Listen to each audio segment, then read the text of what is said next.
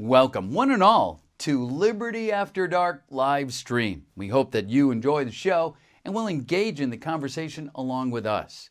So, without further ado, here's your host, Christian Moore. Oh, Oh, my light's turned off. That's the wrong one. I've done this before, I promise. All right. Cool beans. Looks like we're rolling. Let me get this chat rolling. And we're gonna call Mr. Mosley in just a second.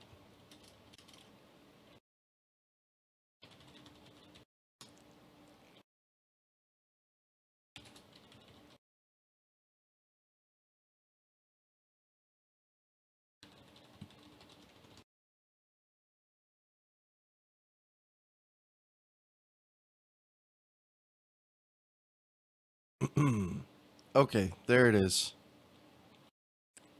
Don't do it. This is gonna tank your program. Sick. All right. Comments are on the screen now. I was having some issues with my camera, so it was throwing everything off. And this is now trying to go through that. So give me 1 second. I'll give you more than one because you're a friend. Oh, thanks. Okay, go ahead and speak for me. Check 1, 2, 3. Sounds good. Now I just got to get your face on there, and then we'll be good to go. Oh, that's the worst part of the show. Where is Skype? There it is. Just got to learn how to read English, and then we're good. Sometimes that's the hardest part for me. Englishing.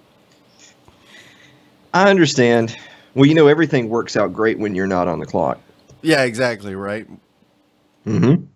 That's how it usually tends to go anyways. It's something different every time. Like this time my camera wasn't connecting to my computer for whatever reason, so I had to troubleshoot that. Last time it was my audio was weird in the beginning and the levels were all off. Speaking of which, people in the chat room, how does Mr. Mosley sound? He should be pretty spot on, but figured I'd ask. It was pretty level when Sherry was on the other day, so I'm using the same settings I did for that. If you can record that autistic screeching, then you can record me. Come on. Yeah. I think it's okay. Were you able to get Sherry to do the helicopter laugh? Not the helicopter laugh, I don't think so. At least not that I'm aware of. She'll be mad at me for saying this. When Sherry's very amused by something, she laughs like. Oh, okay. Yeah.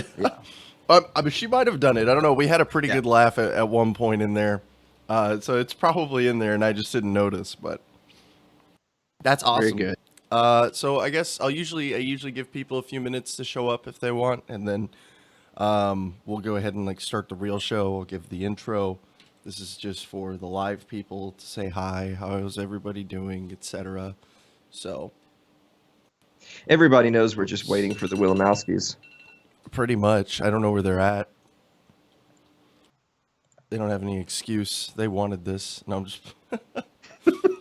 They were it was actually David. He was like, "Get Alan on your show," and I was like, "Okay, I'll message him." So here we are. Speaking of which, where is their chat? I'll go ahead and post the link in there. I'll annoy them. I'll spam all their stuff. Good.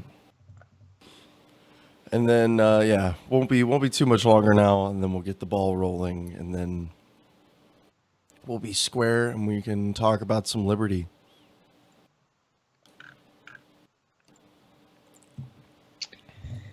How's your day going other than that? Well, for just a second. Day's going pretty good. I saw earlier today David had said this was going to be amazing, and I had commented at him that why would you build this up for failure? Like, I would rather go in with just bare minimum expectations. It's going to be acceptable. There we go. Yes. It's going to be. Yeah, even better. Set no payoff standard. It will exist, probably. Mm-hmm. There's one more thing I'm going to change real quick. I just realized I got shadows cutting my chin because my other light isn't on. Just give me 1 second. Sure. Not like it really matters that much. I mean, I'm not exactly like some kind of supermodel over here, but, for the sake of the quality of the program. You didn't get all those fancy mics and cams and... Let me refresh that. Oh, great. It wants me to log. Okay, there we go. Oh, sweet. All right, we're back. Okay, well, that was super fun. I guess that was your time to go and find the link for the live show, but we're back now. So Oh, are we live again right we now? are live again. We So are back and up and running. So they just missed the whole abortion debate. yeah, That's it's that's terrible. that's a damn shame. Yep. Guess you guys are gonna have to tune in next week to find out what's going on with that, or not. Okay. All right. You know what? Let's just jump into this. Okay. Since obviously, I'm assuming that's not going to be the only thing that goes wrong tonight. So if we play off of that mentality, let's roll while we can. All right. Welcome, ladies and gentlemen, to Liberty After Dark. I am your host, Christian Moore, and today I am joined by the wonderful Alan Mosley of the Gold Standard and Postcards of Somalia podcasts, along with Sports Ball. And am I missing any? Oh, thank God that's all of them. Okay, sweet. It's quite a big handful of stuff you got going on there, though, right? It is. That is 3 of the 5 programs that are on Little L Productions, along with Mike Meharry has the solo show Godarchy with Mike Meharry, and of course Sherry has the Sherry Voluntary Show, and then we've got the Sports Ball and Postcards are our duo shows, and then we have the Gold Standard. So you've got God and Friends, you've got Sherry, you've got Alan, you've got sports, you've got your bread and circuses, you've got everything on Little L Productions. There we go. And Little L Productions is the what term would you use? It's something like a media conglomerate for If anarchist that libertarian? if that gets us some sponsors, absolutely, it's a media conglomerate. Yeah, that's an interesting way of putting it. I Sure. remember there was a conversation I was having not too long ago with some people talking about a similar idea or a project but sort of like a community sponsored. I don't quite like the term open source, but more of a platform for distribution, less the just like a focal point, if you know what I'm saying. Sure. If that makes any sense. But yeah, that's a very cool idea. I do agree with. I like the idea of creators getting together. I know the people over We Are Libertarians do a similar kind of thing, and they have their own little conglomerate of shows that they do. So it's cool to see that, and I think it makes us stronger as content providers when we can have our groups to fall back onto. So awesome stuff. Oh yeah, definitely. Well, what's funny is that the Liberty community is not exactly a majority community in the political or mainstream world. However, you still have your little niches and cliques of people that have never heard. One has never heard of the next, has never heard of the next. So we try to kind of like bridge that gap a little bit, and we support each other. We share each other's content, and if Mike writes an article or does something, even if it's not on our network, if it's with 10th Amendment Center or whatever, we promote that. We promote what Sherry is doing on the Sherry Voluntary Show. So each show is promoting every other show on the network all the time. Yeah. That's good. That's good stuff, though. Helps. I mean, that's the name of the game these days, right? The more eyes something sees, it's a self-perpetuating cycle. If you've got good content, it just needs to get put in front of people. So, Yep. So I wanted to ask you, just to go ahead and start off this more interview side of this. How did you get into doing your shows? What made you wake up one day and say, I want to sit in front of a microphone and talk about philosophy and politics and ethics? Sure. So I was a very young entrepreneur. I owned a printing company that I opened when I was 22 years old. And during the years that I ran that company here in Middle Tennessee, I was invited to be a guest on a radio program south of Nashville that was it was on a sports network, ironically enough, but this was kind of like a current event show on a sports network. It was called Get in the Game. And they invited me on to talk about whatever was going on. And I guess they really liked what we did and our vibe. And they said, hey, we'd like to have you back regularly. And that ended up becoming a show on WMRB radio in Middle Tennessee that was called The Gold Standard. And then And true to form, anything with me on it gets canceled. So it wasn't that our show got canceled. It's that entire radio station was bought and turned into a Fox News or Fox Sports affiliate. And they got Nice. rid of all the local programming. And so some years later, I was thinking about, we could redo that show and do it in a podcast form and try to rebuild that brand.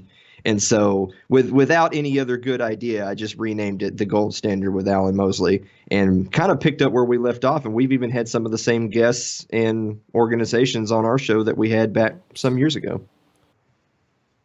Okay. Sorry, I'm getting trolled over here by one of my viewers. But he said the stream dropped and I said, "Oh, please God, tell me he's lying." But all right. We're good. So yeah, so I knew that you did radio in the past. So that was, it was kind of like a hobby almost, or well, you missed doing it, and so why not do it myself? It's basically how that one went. Very. Yeah. I mean, it's one of those things where it was fun to do at the time, and of course, radio is a different kind of beast than doing podcasting because you are live, you're on air. We weren't recording programming and re-airing anything. We were doing it live. But that's good. It's good to get that experience though, because as you full well know, if anything that you can do live, even if you're not streaming it, if you can do it in a live take to cut down on editing and rendering and production, that's going to help you produce more content more quickly. And so even though we don't always stream the Gold Standard live, sometimes we restream it the night of the day it was recorded if our guest was with us earlier in the day.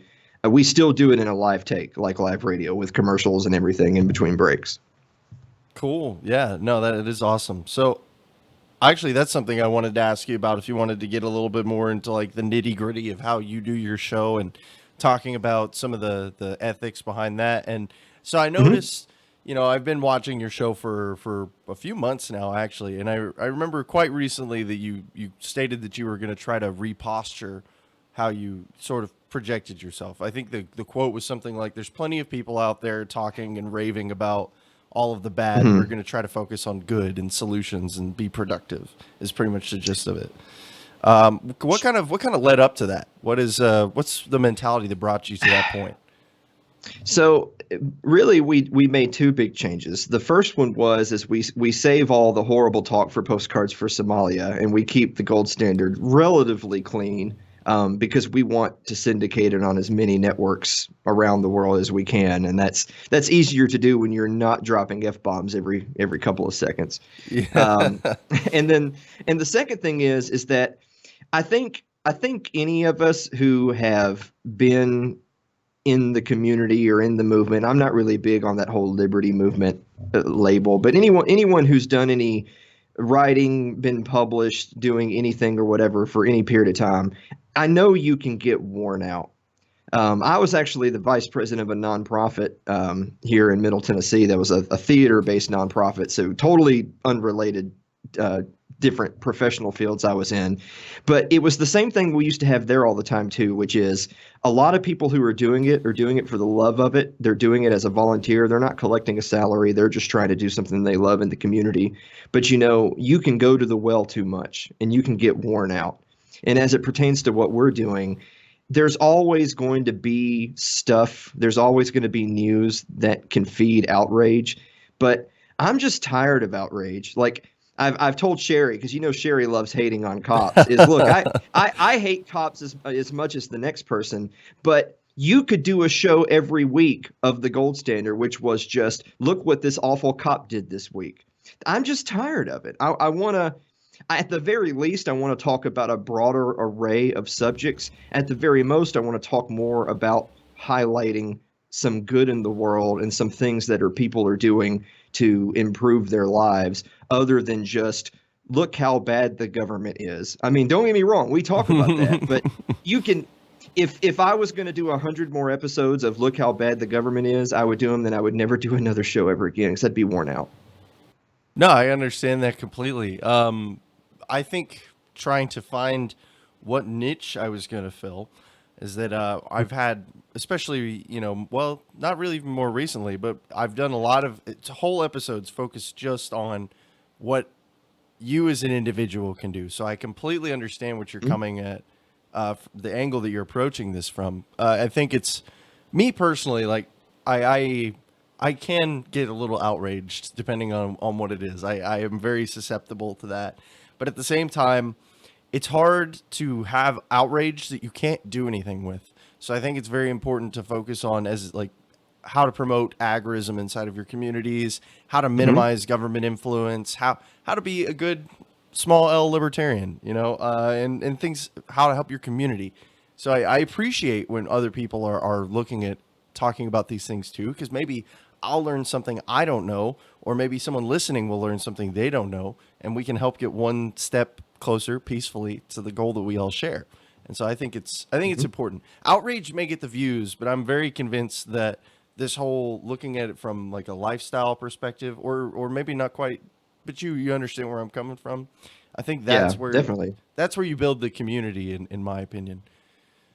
I mean, if there's a major thing in the news, like we record on Wednesdays, and of course, one of the more recent Wednesdays was 9/11. So, of course, we were going to talk about 9/11. And, John Bolton got fired. Of course, we talked about John Bolton. So it's not that we don't cover mainstream news when there's obviously a huge thing in the news cycle right when we're getting ready to film. But we still want to try to come out the other end of an episode, whether we're doing a 30, 45-minute little shoot or longer if we have a guest and we're doing multiple segments. I want to come out on the far end with, and therefore we can all be glad about this. Exactly. I think that's awesome, personally. It's probably one of my favorite things about a lot of the creators in our particular side of the community. Like I said, it doesn't take much time to go onto YouTube or Facebook and find the person who's angry about this or the person who's angry about that, from any position, anywhere. Like I said, it gets clicks, it gets views, people consume that content. But again, I'll say it, I think the things that get brought up more often in our circles than do other places are how you build communities. You don't build communities on outrage. You build communities on focusing on progressing and making your situation and your life better. So awesome stuff. Fantastic. Well, it's so important to make sure that you're informing people other than just, preaching to the choir and getting the harump going, because, I think back to, think about the Occupy Wall Street. Think about all the people that were Ron Paul folks that turned into Bernie Bros 4 years later. That's what you get when people are mad. And don't get me wrong, they're right to be angry, but they don't really understand how or where to channel that outrage. And then it ends up being they're no allies of yours come the next election cycle, which I don't care two bits about who's running for what. But it is a shame to see people that I knew and talked to who were quote unquote in the movement not 4 or 8 years ago that are telling me today, well, if we could just break up the corporations and give everyone free health care, then everything would be better, you guys. And again, those people have every right to be upset about the status quo, because I am too. But we got to be upset at the right people for the right reasons. 100%. I've actually been doing a lot of reading and learning on older philosophy. So I finally, I've been in the libertarian movement from beginning to end for a whopping 2 years now.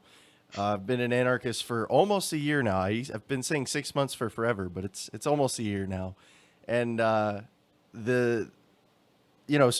I've been doing a lot of reading and research on older types of philosophies. And it's funny because you can watch this breadcrumb. There are a few French philosophers that I've been reading about who were all staunch individualists in their early days and were very, free mind, free thinker, laissez-faire people. And then the older they got, they stayed anarchists. I think that's very important. But the older they got, they started we should have communities that are all bought together into collective bargaining systems and blah, blah. Oh, well, we should have shared resources. There's no real such thing as property, And so I just find this trend of where it's almost like people try so hard to conform to ideas that sound better on paper, that are closer to that utopia, because they feel like where they start is so unappealing to so many people that you have to almost make that leap to advertise it, which it's kind of gross, honestly, when you say it out loud like that. Well, that reminds me of what Gene Epstein says, and Gene's been a guest on the Gold Standard. He's an awesome guy. We actually talked more about The Sopranos than we did about politics or economics, which was kind of fun. But he would say that. So if you're a modern day philosopher that thinks, yeah, I'm a staunch individualist, yeah, I'm an anarchist, but we have to come together in some sort of commune and do X, Y, and Z, that's fine. There's nothing wrong with that as long as things like non-aggression are observed. And as Gene has said many, many times, that look, the difference between us and them is in the world that we want, if they wanted to do that, we would say, more the better for you. I wish you the best. In the world that they want, they would put bullets in our heads. Yeah, that's something that I, to much hatred and flack, say quite pretty often, is that if you want to start your commune in Ancapistan, go for it. Just don't include. I'm not going to be involved. Yeah. Don't expect me to pay for your commune. That's all I'm saying.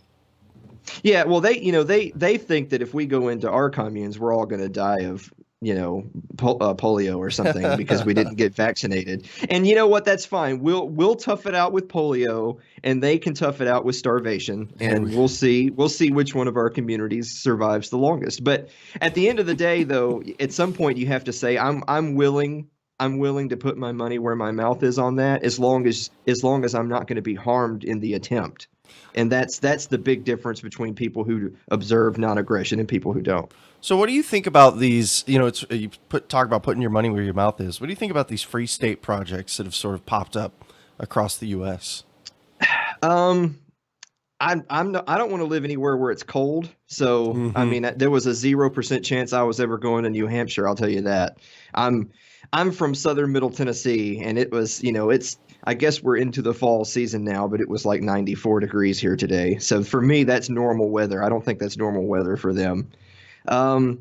Again, I don't have a really high opinion of those types of things. I think that the likelihood of you having much success in trying to form that kind of a community within the United States empire as it exists is somewhere between little and none. But that doesn't mean I'm not saying, good luck to them. I'm not going to be a part of it, but I still wish them the best.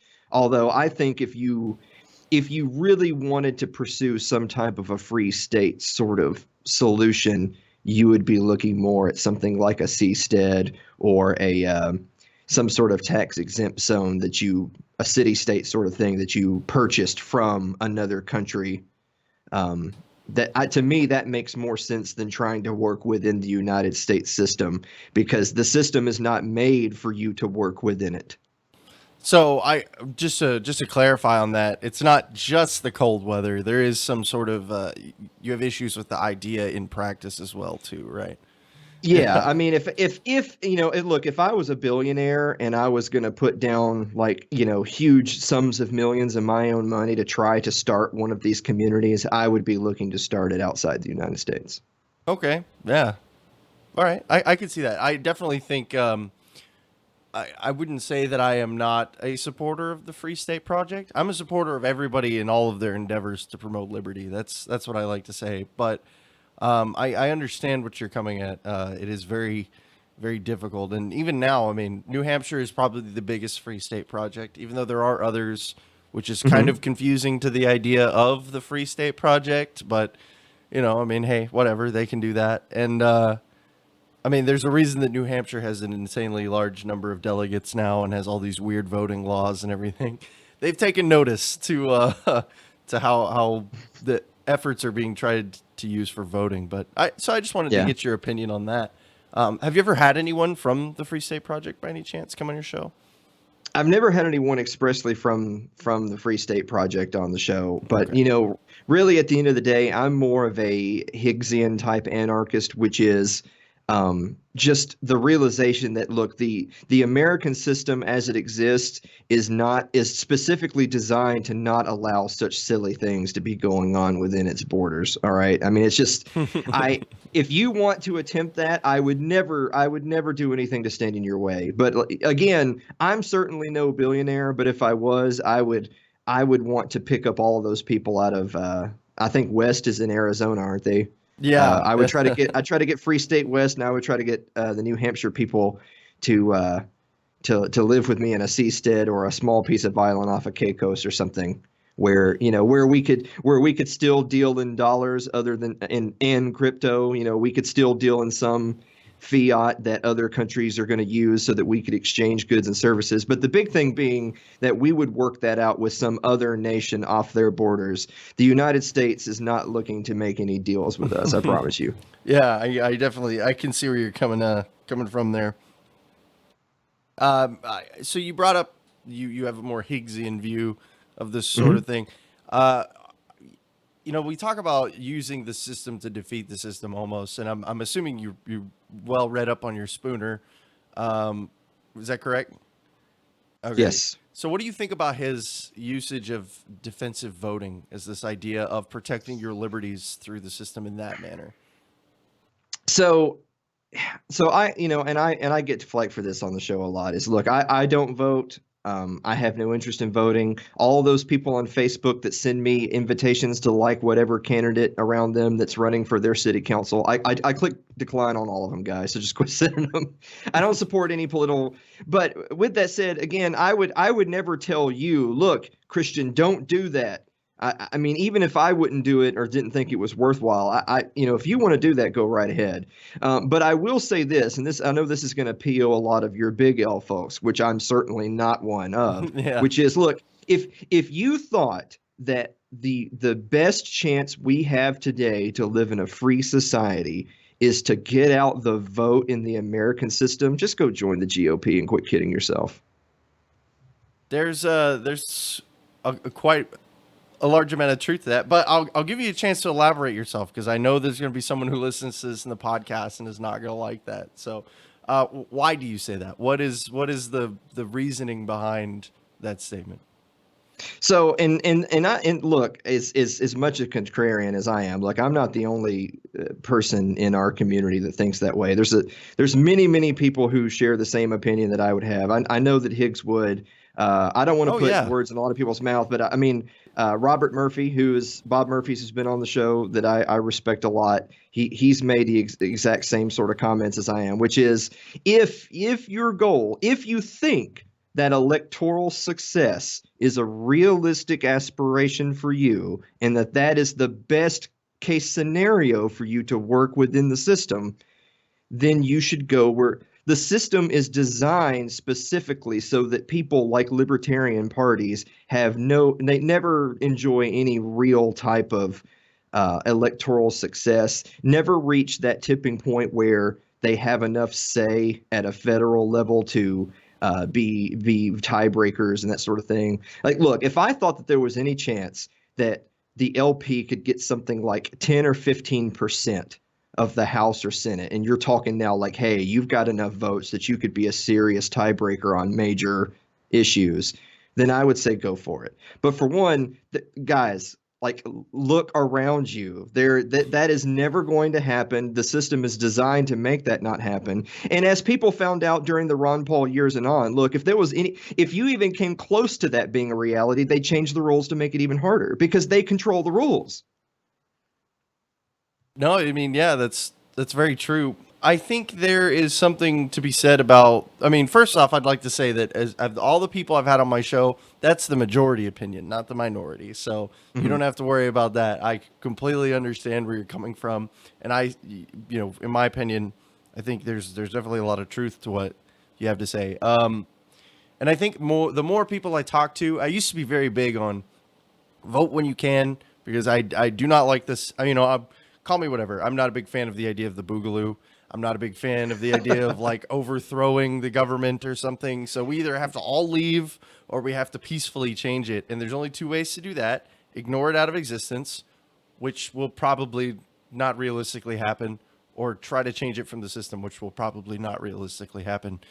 So, I mean, you know.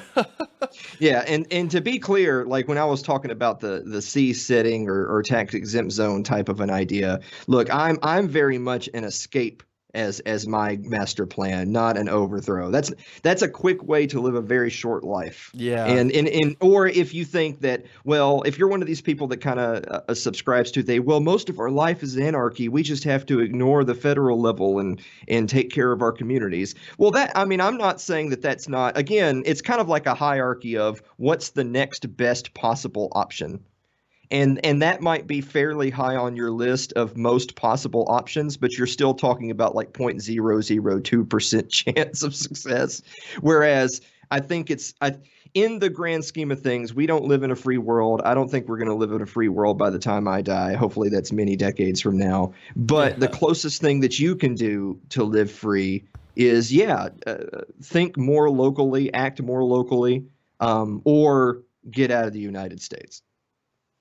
I think if we were looking for not necessarily the most cost-effective, perhaps, path, maybe it would be just because, but again, something like a seastead, just yeeting yourself out of the country and starting over is probably the most cost-effective, fastest option to make it happen.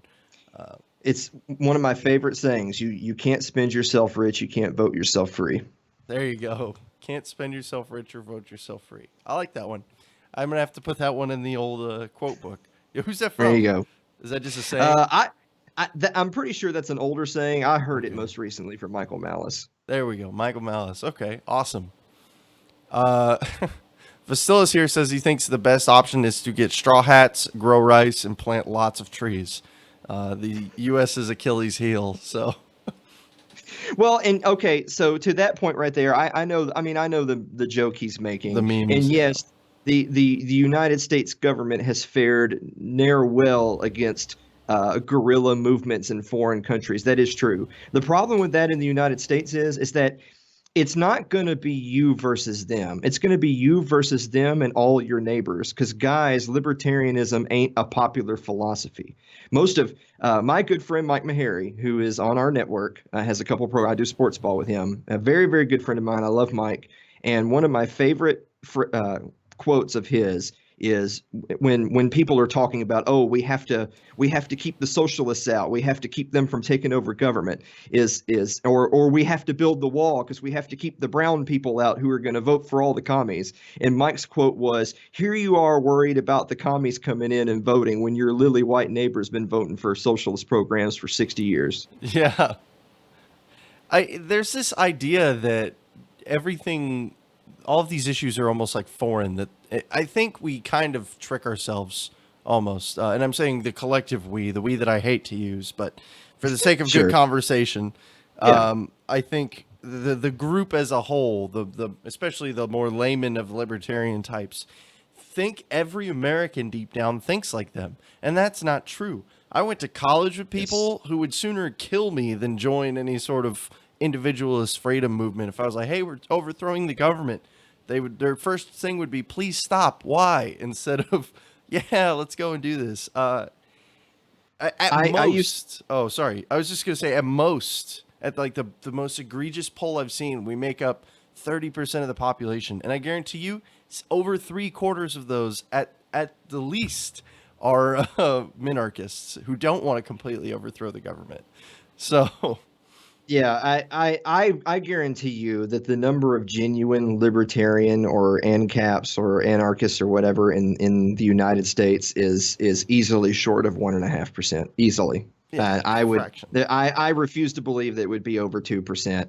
And of course, some people shy away from getting into that whole who is and isn't a real libertarian debate. And I tell people all the time, I actually have no problem with that debate, and I have no problem telling people they're not real libertarians, because that's the biggest problem with the libertarian movement is you have a whole bunch of angry Republicans and jaded Democrats that think they found a new home. That was it used to be one of my favorite things to say when I would troll around in LMCG. As if, we'd either find the boomers who were kicked out of the Republican Party because they liked smoking weed, or you would find the teenage homegrown Republican who doesn't even know what a libertarian is, but knows that he doesn't want to be in the party his dad was in. So It's like absolutely. that's You are completely right. I most used of to the tell people. people. I had a funny quote that got memeified a few months back, where I had said, if it came down to blows, we're talking full out revolution here, ladies and gentlemen, and the choice was this: either A, kill every single libertarian in America, or B, give up McDonald's French fries. All the Dems and Republicans would meet down at Mickey D's to celebrate their choice. Yeah. We are so far and away a minority that is exactly why I don't waste a lot of time on the electoral side of things. I'll tell you what I do. I spend a lot more time running my mouth, making as much money I can, and if it really got as bad as the my 3%ers think it's going to get, I'd flee the country.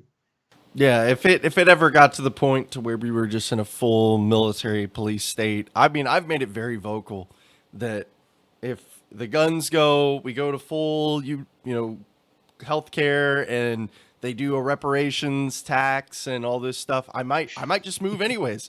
I might just go to Mexico. I'll get my degree and go somewhere else. Like I have no reason to stay at that point. I mean, pretty much everything I love about the country or like about the country would be gone at that point anyways. So I'll just go to somewhere like I'll go to Well, I guess I won't go to Hong Kong. It's probably not a good idea right now. Just think of it. You and I will be fleeing to some other country, and when we get there, they'll be stopping us at the border and telling us, "Why don't you go back and fix your country?" That's what they'll be telling us. Oh yeah, weird how that works, right? Weird Oh, how for that sure. works. See, there's a reason I don't say that though. Yeah, exactly. Well, Daniel Blanchett, who is Sherry's producer, he has such a great response for that. Is whenever some random boomer gets on a thread and says, build the wall, they just need to. Why are they leaving their country? They should just go back and fix it. He always replies, "Well, that's because we destroyed their country with our drug war. Yeah, exactly. That's why they're leaving." Oh man. Or the Middle East too. It's like, why are all these refugees coming over? It's like, oh, I don't know. Maybe we just blew up two of their largest cities and they have nowhere to live now. uh, Yep, very true. Vasilis here says the problem with fleeing is where would you go? Like, is there any other place that would be better unless it's hidden? And like in Atlas Shrugged, I don't see it working. The easy answer to that is that money makes the world go round, and you can probably stretch a dollar in a lot of other countries a lot further than you can in the United States. So if you had enough means that moving you and a few thousand of your libertarian buddies overseas was a realistic goal, then you could probably find somewhere to live in relative comfort. Maybe not comfort that you enjoy here and now, but comfort comparatively to history or the rest of the world. And you'd be significantly freer. And no one ever promised you a utopia. So Yeah. I would say that my first goal would probably be somewhere in Latin America that isn't all commied up, somewhere in that area, or an island in that region, because they have beautiful weather. It's a beautiful place, Hurricanes every once in a while, but Well, you look at Bob Higgs. He lives down in Quintana Roo, which is way down there on the southeastern tip of Mexico, where it heads into Central America. And now, by our standards, he's roughing it. Not a lot of air conditioning, a lot of hot, humid weather because he's basically in a jungle. What he calls internet, you and I would call like two cans and a string. But he did it though, right? Like he put his money where his mouth is, and he got out, and he lives free today. I mean, Mexico as a nation is pretty screwed up. There's no doubt. But he doesn't live in Mexico City. He lives so far outside of the purview of what their government can control. People just live their lives. And in my mind, that's what the American experiment was supposed to be, right? Is you're somewhere in middle America so far away from DC where you could live your life, and the dictates of the man basically don't matter whether they were corrupt or not. But in circa 2019, they have their tentacles in everything, and all of a sudden you can't get away. no, I mean, you. It's interesting to think about that, right?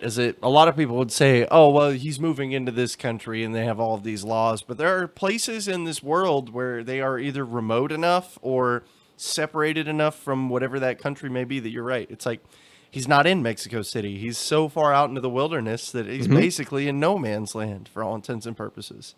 So, things to Yeah, keep in I mean, perspective.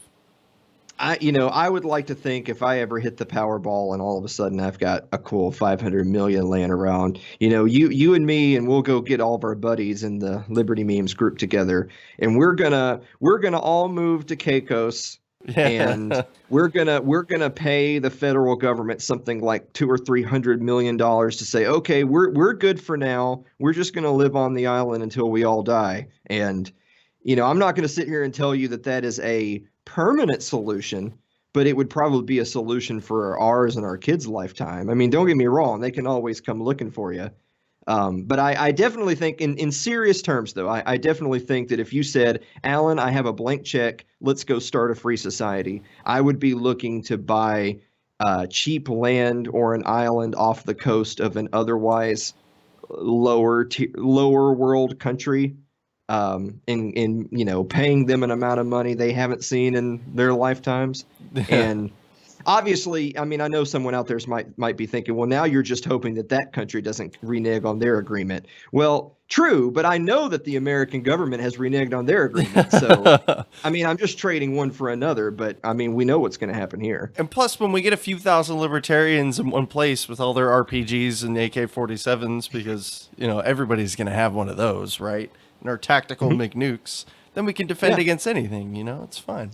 Well, people like to make the tactical McNuke meme, but I mean, in all reality, if you actually had a tactical McNuke pointed at every major city on Earth and you moved off to an island somewhere with all your libertarian buddies, no one would attack you. No. There is one. It's called North Korea, Yeah, exactly. And of course, the rest of the world would try to paint us as the next North Korea. But, I don't care what random Republicans and Democrats say and think, so I'm not going to care what they think then either. Yeah, we got to go bomb Caicos. They're all living free lives with their tactical McNukes. Well, Peter Schiff went down to Puerto Rico, and of course, Puerto Rico is still obviously technically part of the United States. And again, I'm not saying that that's necessarily a perfect case example, but he wanted to distance himself from Washington, D.C., and he succeeded in doing that. I mean, that's better than nothing, right? Mm-hmm. Yeah, that's very true. And it is that kind of gray area where it's like in between, and it's not really directly purviewed over by, the federal government. But that's cool. That's definitely an interesting idea. I know we started this earlier by talking about what we can do on our level, but I do also enjoy these conversations about floating off onto fantastic libertarian islands and enjoying the rest of our lives in peaceful voluntary interactions and Yeah.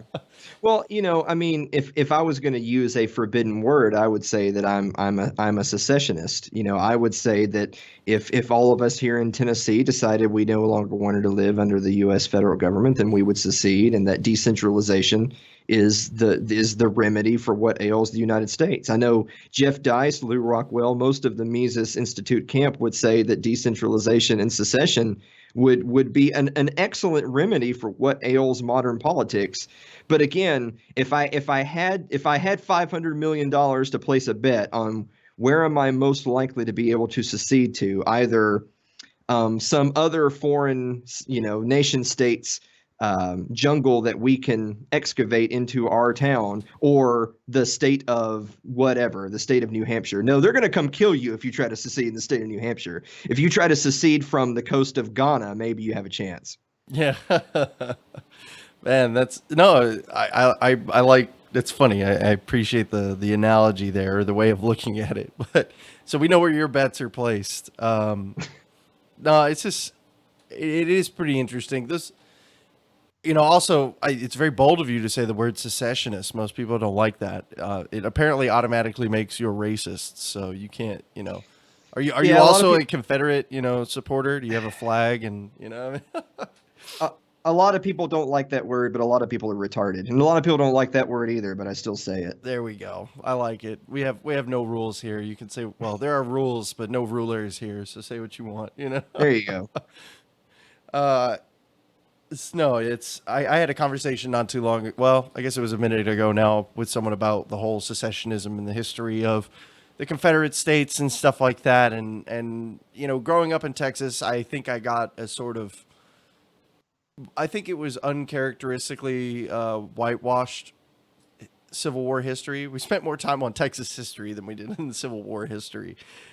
Sure. And it's, but I think it was an important part of our time. And I wish it would get the treatment it deserves on both sides. I'm not too much of a fan of the history being looked at as pro-North, pro-South, whatever it is. I think the honest interpretation of the history is so much more meaningful. The idea of, like, yes, there were racial undertones to most of the decisions that were made, but that is not the only thing that was happening. No, not all of these people were bloodthirsty, slave-owning jerks. In fact, most of the people who lived there didn't own any to begin with, but there were definitely undertones with that in the decision-making. And I think it's so much more nuanced of a way to look at the history. And then you could start talking about ideas with secessionism without it immediately being conflated with, like, oh, what, you want slaves back? Like, did I say that?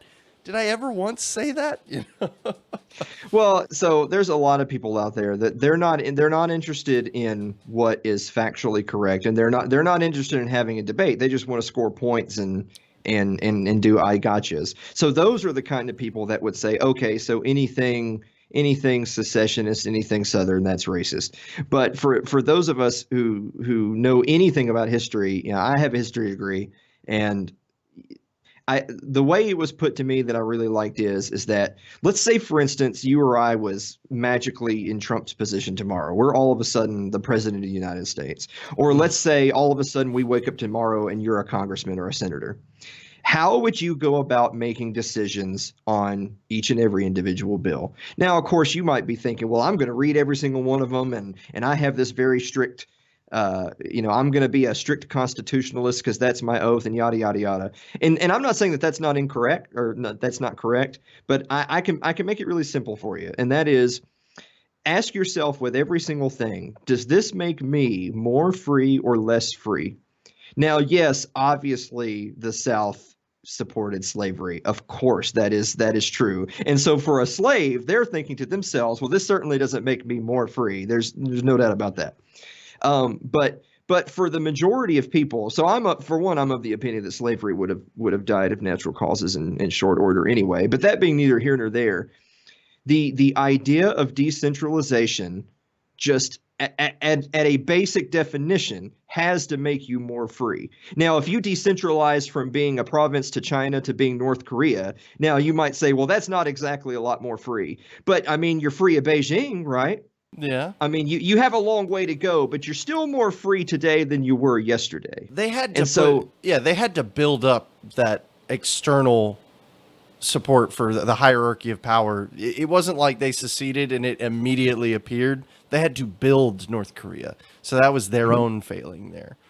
So I mean, and I'm kind of making wild little analogies here, but even if you use the Confederate States of America, as you already pointed out, most by a large margin, most people weren't slave owners, and of course the importation of slaves had already ended. So you're only talking about slaves that were already domestically available.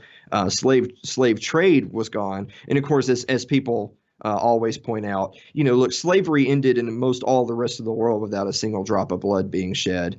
Why the United States could not do the British model, where you end the importation of slavery, and then you work to buy out the domestic market until all of a sudden there's no more slaves remaining, and then you put a cap on slavery, and it's done, it's over, and people were compensated for their quote unquote property. And again, I'm not saying that they were property, but the people who do believe that would feel that they were financially compensated. And that's how Britain went about ending slavery in the colonies.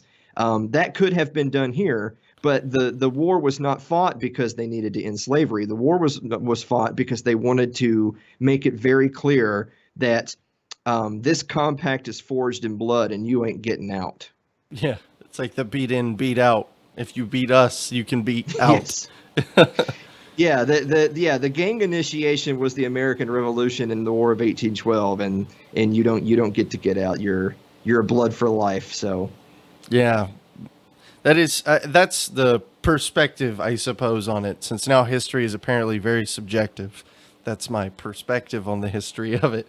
I do think, just to kind of comment on that for a second, not to take up too much time, but I do remember reading some of Spooner talking about the British model and why he didn't support it. And it was, so I think we kind of almost did this to ourselves with the abolitionist movement, but they were completely against the idea of financially compensating slave owners for the ownership of people because it is invalid. They were not property, etc. So, not suggesting again that validating the idea of people's property is good, because it's horrible and amoral and just garbage humanity at its finest.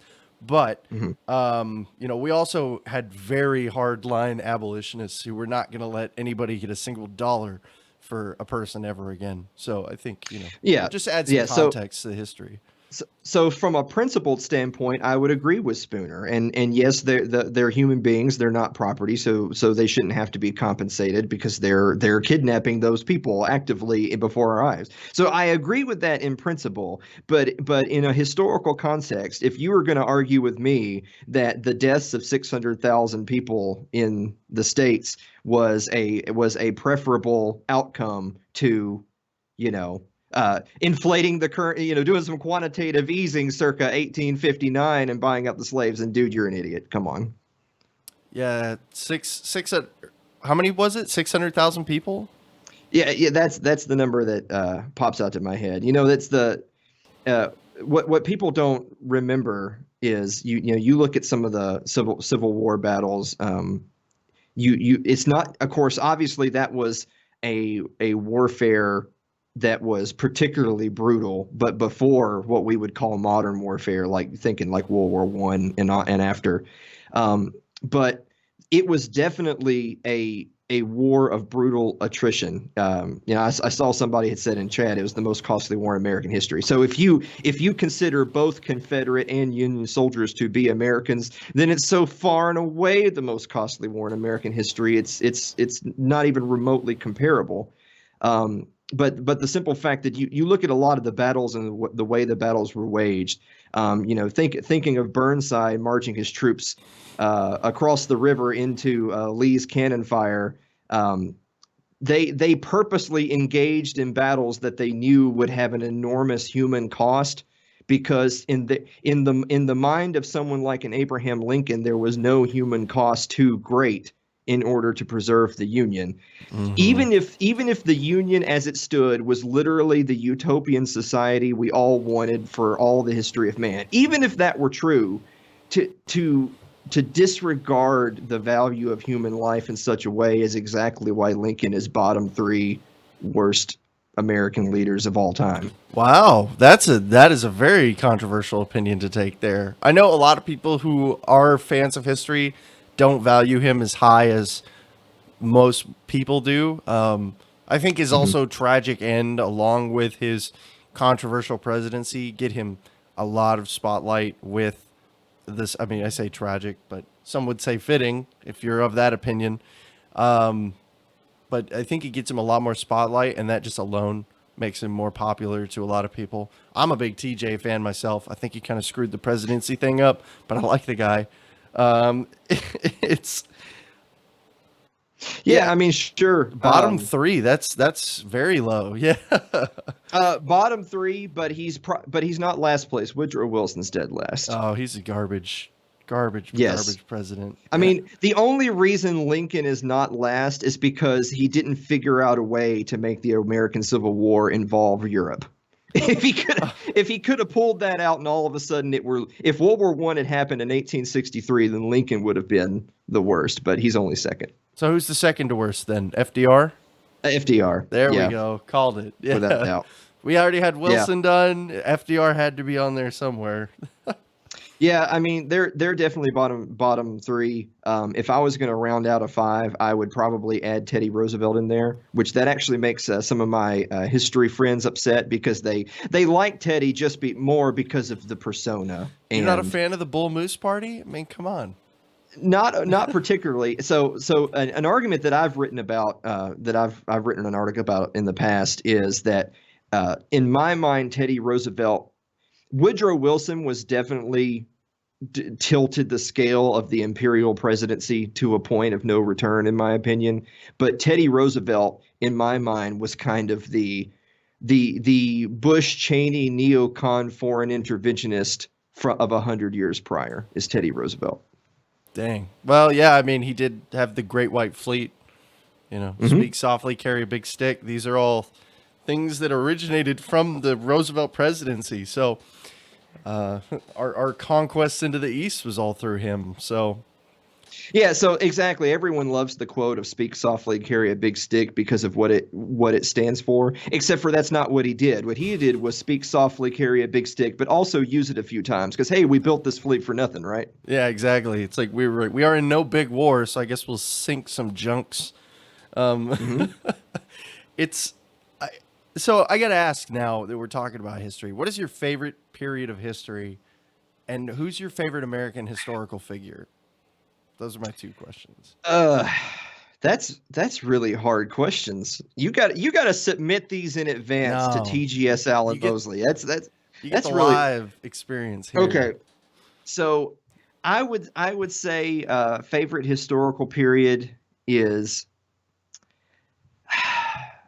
probably late 19th, early 20th century. I mean, I grew up in the South, and I've always been kind of a big Civil War buff, but as in recent years, I've become more uh, of a fan of kind of maybe the progressive era and the periods of time that you learn about in school for like a week and a half and then you never talk about ever again. There's actually a lot of interesting stuff. I mean, in when like through the more industrial periods of the nation's growth and stuff, when when someone like a Murray Rothbard says, look at this period where we had relatively low intervention and you have recessions that never grow into depressions and you have relatively stable currency. It's like that kind of tipped me off to, so these huge swaths of decades that my teacher never talked about more than 5 minutes. That's because the reason they have nothing to talk about is because things didn't go to shit yet. That's why they don't talk about it. As far as character, probably President Tyler. Really? Yeah, there have definitely been, it's easy to name all the presidents that were terrible. I can't recommend Brian McClanahan's book enough, the 9 presidents that screwed up America. It's a good one. I've read it myself. Yeah.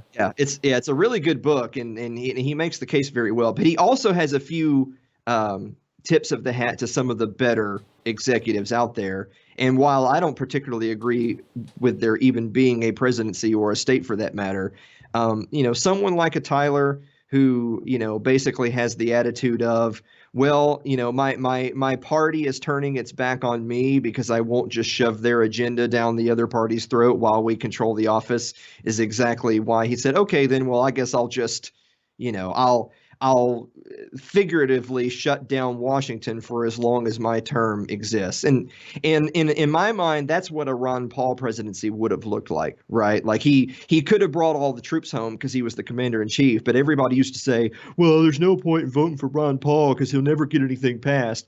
Well, yeah, he wouldn't, but for the 4 or 8 years he was president, literally nothing would happen in Washington. Those probably be the best 8 years of your life. Yeah, exactly.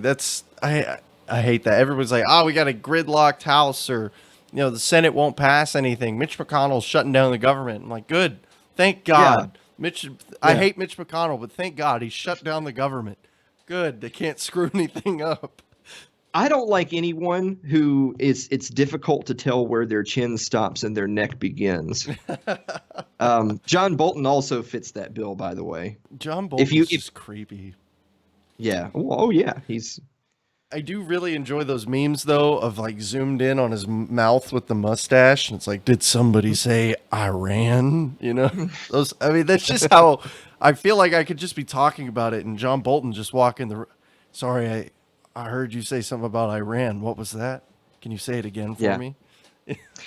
The only thing that I lament is that they didn't bury him next to McCain.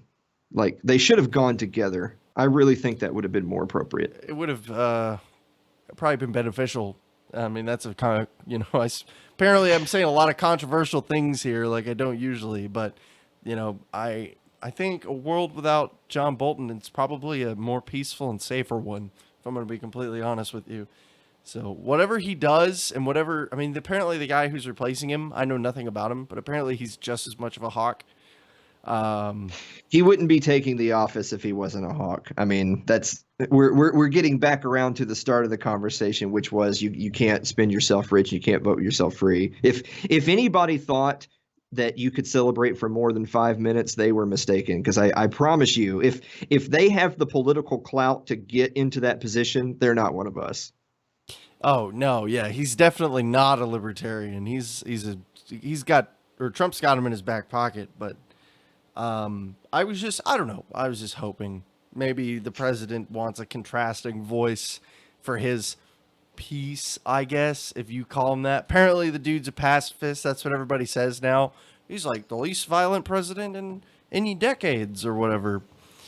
You know, that, okay. And there's, since we were talking about people who aren't real libertarians, so all these Trumpers that are infesting all the different threads and Facebook pages and channels and whatever, and I've had some on my program's listings as well. That, you know, I know, and the type of people. I actually saw one earlier today. He thought he was making such a poignant point. It was an article talking about how they're sending troops to Saudi Arabia because of the bombing of the oil facility there. So we're going to go help protect Saudi Arabia now. And somebody in the comments had said, I bet it's not a coincidence because Trump was just trying to open up some more land for drilling, and now there just happened to be a bombing in Saudi Arabia. And I thought, in your mind, your retarded comment makes sense because in your mind, you think Trump was trying to do something good, but that evil deep state's out to get him. Dude, Trump's the one sending the troops. He's the commander in chief. If he wanted to open up more land for drilling and not send the troops to Saudi Arabia, he could literally be on the phone, and 15 seconds from now, the troops would be on their way back. It's crazy to me that also we sell them billions of dollars in defense equipment, and then we have to go over there and fucking protect them. Like they have F-16s, F-15s, just like us. Have different avionics packages, but they're the same damn planes. They have an entire military. They have jeeps. They have tanks. They have everything they need. They have an entire standing military. We train them. Like, we do not have to send bodies over there. We don't. If you really want to, you can move some boats over there. Since they're already in the water burning money anyways, move some boats over there. But the fact that we're deploying all of these troops there is just, no, there's no excuse for it, in my opinion. Sorry, that's the outrage coming out, but... No, I understand. But I know that when you say we, you mean the Pentagon, because I don't know about you, but I haven't gotten a single % of commission on all those arms sales. They haven't sent me a penny. So I do. This is I usually say this in the beginning. I use the collective we for the sake of good conversation, for coherency. I do not support any of these things that I'm talking about, but I am unfortunately implicated regardless, because if somebody in the Middle East hears, oh, well, the U.S. is going to back Saudi Arabia, that pisses me off. They don't think, except for that guy Christian, he's cool. He doesn't like that. I'm implicated in it. So no, now, if you want to say something that some people might find controversial, I'll give you one, which is, first of all, you're right. The U.S. military has no business in Saudi Arabia or anything to do with Yemen or Iran or anyone else for that matter. However, I got to be honest with you, considering the millions of starving dead kids in Yemen thanks to Saudi Arabia's blockades over the last 3 or 4 years, if some Houthis in Yemen blew up some facilities in Saudi Arabia, I would do the same. Yeah, no, I mean, we talked about this the other day with Sherry being on, and about this idea of the blowback, and that if that was us, we would not if Canada was over bombing our people and blowing up school buses with our kids in it, we would not sit there and be like, well, I guess we deserve this. You know, we shouldn't have tried to be an independent, free place. So it blows my mind that people are like, yeah, we need to be in Yemen. They're really bad people over there that we have to kill. Oops, another school bus. Oops, weird. That was our bomb. Oh, well, sorry. And the use of language is important and not by mistake. So when they say things like Houthi, Yemeni terrorists blew up this oil facility, or of course they really want to say it's Iran. It wasn't Iran. It was almost certainly drones that were shot out of Yemen.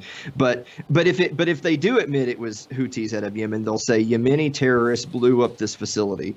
No, when you're actively blockading and killing Yemen, if you're Saudi Arabia and you're actively aggressing upon Yemen, that's not terrorists. That's just them fighting back. It's just a war at that point. But CNN's not going to say Yemeni freedom fighters blow up oil facility in Saudi Arabia. They won't use that language. They'll say terrorists because they have to frame Saudi Arabia as an ally.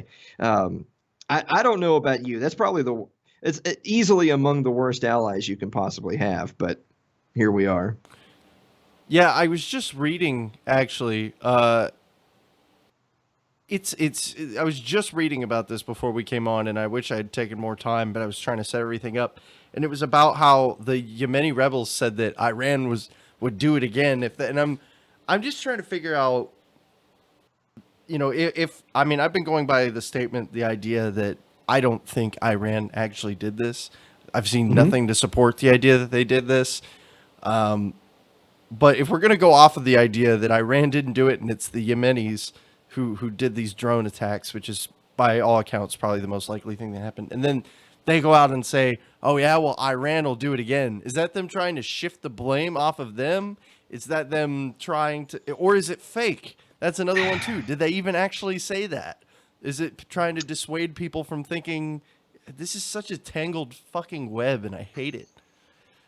Well, on a basic level, they've wanted to pursue modern regime change in Iran for so long now that they'll cook up any excuse. I will say this though, as cynical and pessimistic as I know a lot of people think what I subscribe to is, I will say this. I think that at least a higher percentage, I wouldn't say a majority even, but at least a higher percentage of people are not libertarians and are not even politicos. You're more apolitical people. A higher percentage of people are anti-intervention today than for 8, 12, 16 years ago. And I would say it mostly because I think more of your regular Joes on the street who, again, are not your every nightly news type watcher would probably say, at this point, I really don't even care who wins and who loses. Afghanistan is a freaking joke. Yeah. Iraq is a freaking joke. Libya is a freaking joke. Syria is a freaking joke. And I feel like people kind of see the writing on the wall that at least one of our interventions is probably about to end. Let's say by some miracle, Trump's behind in the polls, so he decides, hey, let's pull everyone out of Afghanistan. That'll bump me 10 points, and that he does that to win the next election. Let's say that happens. The military-industrial complex, if they lose Afghanistan, will want to replace it with Iran. I think it's more likely that he would start up a conflict with Iran to avoid. Now, this is conspiracy theory territory. You don't have to listen to any of this. If you want to say, shut up, Christian, you don't know what you're talking about, that's fine. But I think, I don't know how intimate you are with the current U.S. economics, but what I will say is that we are in a not so great position right now as far as looking into the next few years and what our possible growth or lack of growth or decline is looking like. Lots of precursors and markers that are making me concerned, and very glad that I'm going to be a full-time student living off of my savings and not trying to find a job. And I think that especially with how involved this president has been with the Federal Reserve, trying to get them to lower interest rates to push back an economic recession, he just wants to get elected again. I could 100% see, well, I know the election's about to come around, but we gotta go fuck up Iran. You get the boost to the economy from the military-industrial complex. You get the increased government expenditures. Nobody asks questions on the budget when you're fighting a war, unless it's a not real war. And then historically speaking, presidents don't get outvoted during wars. So maybe this could be a unique blip in that, but. So I wrote an article it's probably almost a year old at this point, but it's still relevant. that was called Trump, the Fed, and a Game of Hot Potato. That was published by Mises and Fee and a few other places. That basically the premise of my article is how can you on out of one side of your mouth say the economy is robust, it's never been better, and out of another side of your mouth say please fiddle the interest rates the way I want them to, and let's do another round of QE. That can't possibly be, because you wouldn't need that type of manipulation if the economy was half as strong as you're saying it was. So yes, for anyone that pays a little bit closer attention than just the market returns week to week, will know that the bottom is getting ready to fall out now. But I don't claim to be a prognosticator that could tell you if it's going to happen before or after this coming election cycle. But I definitely think we're in the next 3 to 4 years. It's in the coming years. It's everything is setting up. Again, we can mitigate it, or sorry, mitigate's the wrong word there. We can delay it. I don't think any of the actions, if they wanted to mitigate it, they would raise interest rates right now and cause the market to correct almost immediately. That's what they would do. They would say, Federal Reserve rates up 3% today. Have fun, guys. And they'd walk away, let it do its thing. But that's not going to happen. They're going to push it back until we build up another bubble. Yep.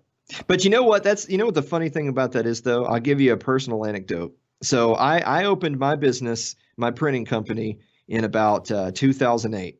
And so I opened my business when the big market and mortgage bubble had just burst or was bursting. Mm-hmm. And so I used to have contractors and home builders and those types would come in all the time, and they would all be telling me all these sob stories about how the market, they were making money hand over the fist the last 5-10 years, and now they're going belly up. And I would always tell them, I really have nothing to gauge it on because I've only been in business for like 6 months. So I opened my business in this recession, not had a business that was successful and then it went belly up.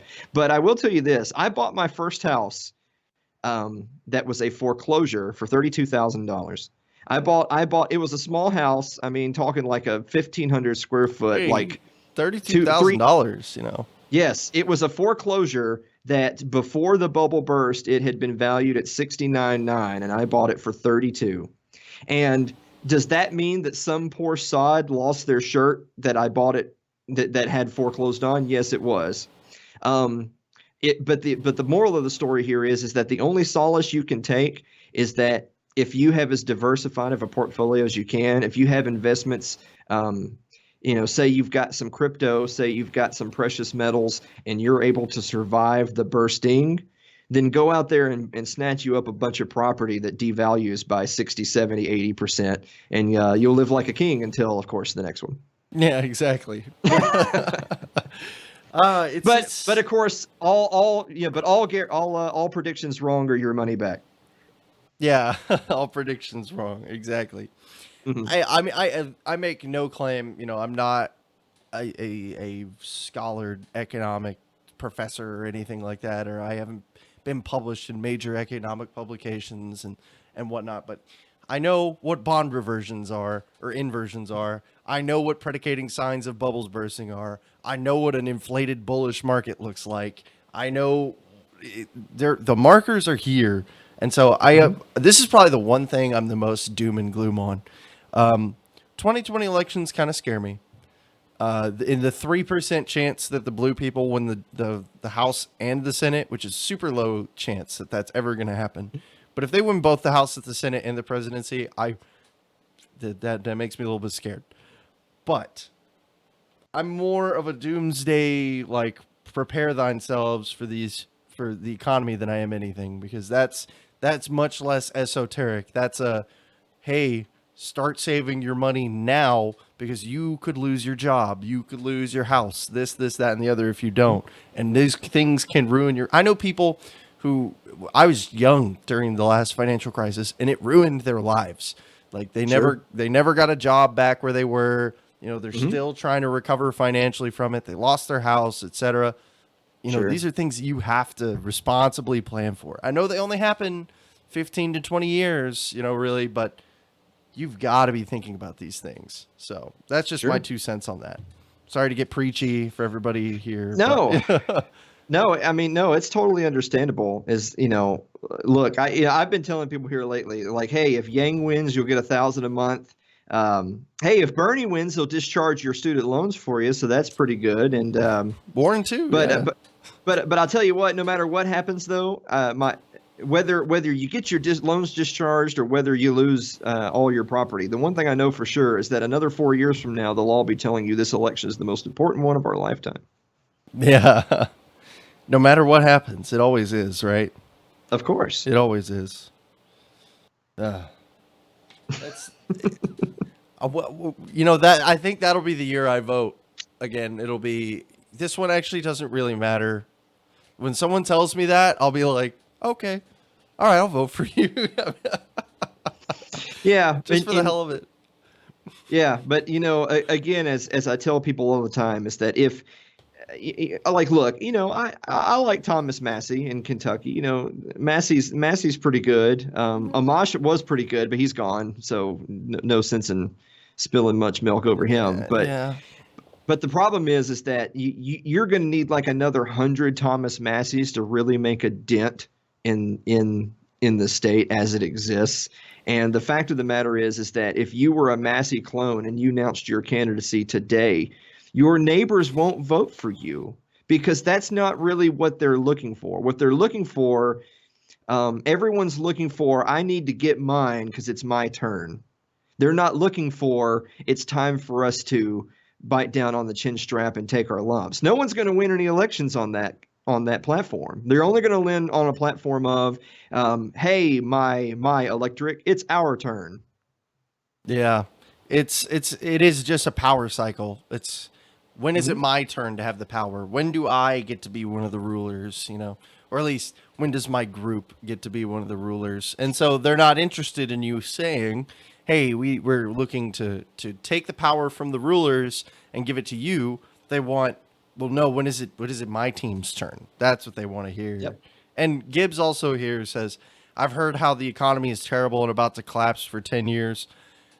I get it. There are people who are just constant doomsayer, naysayers, whatever, and take it all with a grain of salt too. I'm just trying to do what I think is right and just let people know what I know or what I think is going to happen so that people can at least put it in your mind. Think about it. Put some time into it. Is it really that bad of an idea to save up a little bit more money? Is it that bad of an idea to buy gold? Is it that bad of an idea to, diversify?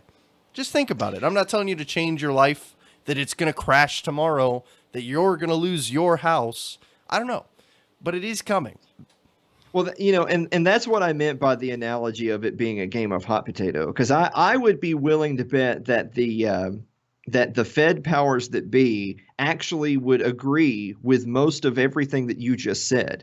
The only difference is that you saying that ends proverbially with therefore we shouldn't have these policies. They would agree with everything you said, but they would stop right there and they would say, and therefore we need to try to kick the can as far as we can and get out of Dodge with all the cash we can fill our pockets with. That's their attitude, not the attitude of, well, let's reverse course. Yeah, exactly. That's or just continue the cycle. Maybe not even, make as much money as you can. Just do it all over again. I'm trying to figure out who's going to get bailed out this time. That's all I really care about. If I was really being a hardcore cynic tonight, because I totally never do that. Oh, what? I would say that there's at least a decent chance that there's going to be some sort of action in the college debt bubble. Now, I don't know exactly what it'll look like, but that idea is picking up steam amongst more candidates as the years roll on.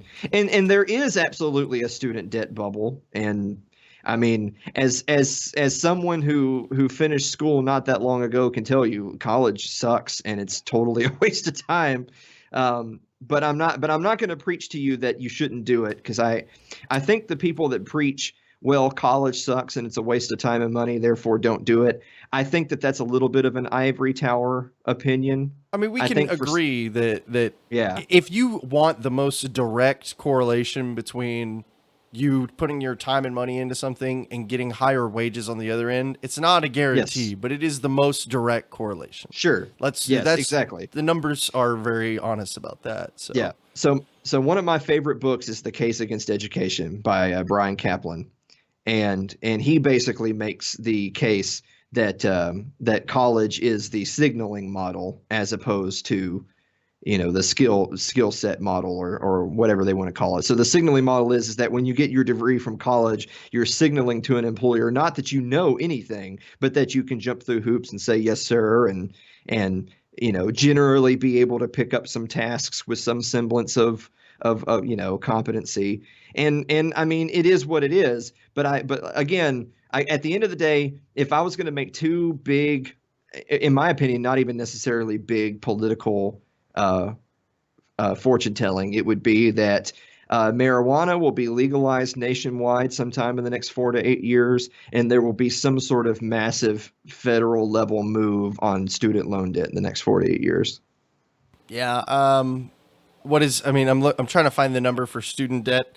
They moved it. It used to be on the debt clock, right, with the other debts. Yeah, But it's like $1.2 trillion now, $1.3 trillion of just student debt. That's it. Yeah. Last time I looked at it anyways. Oh, I'm sorry. Forgive me. $1.6 trillion in student loan debt right now. $37,161 per student.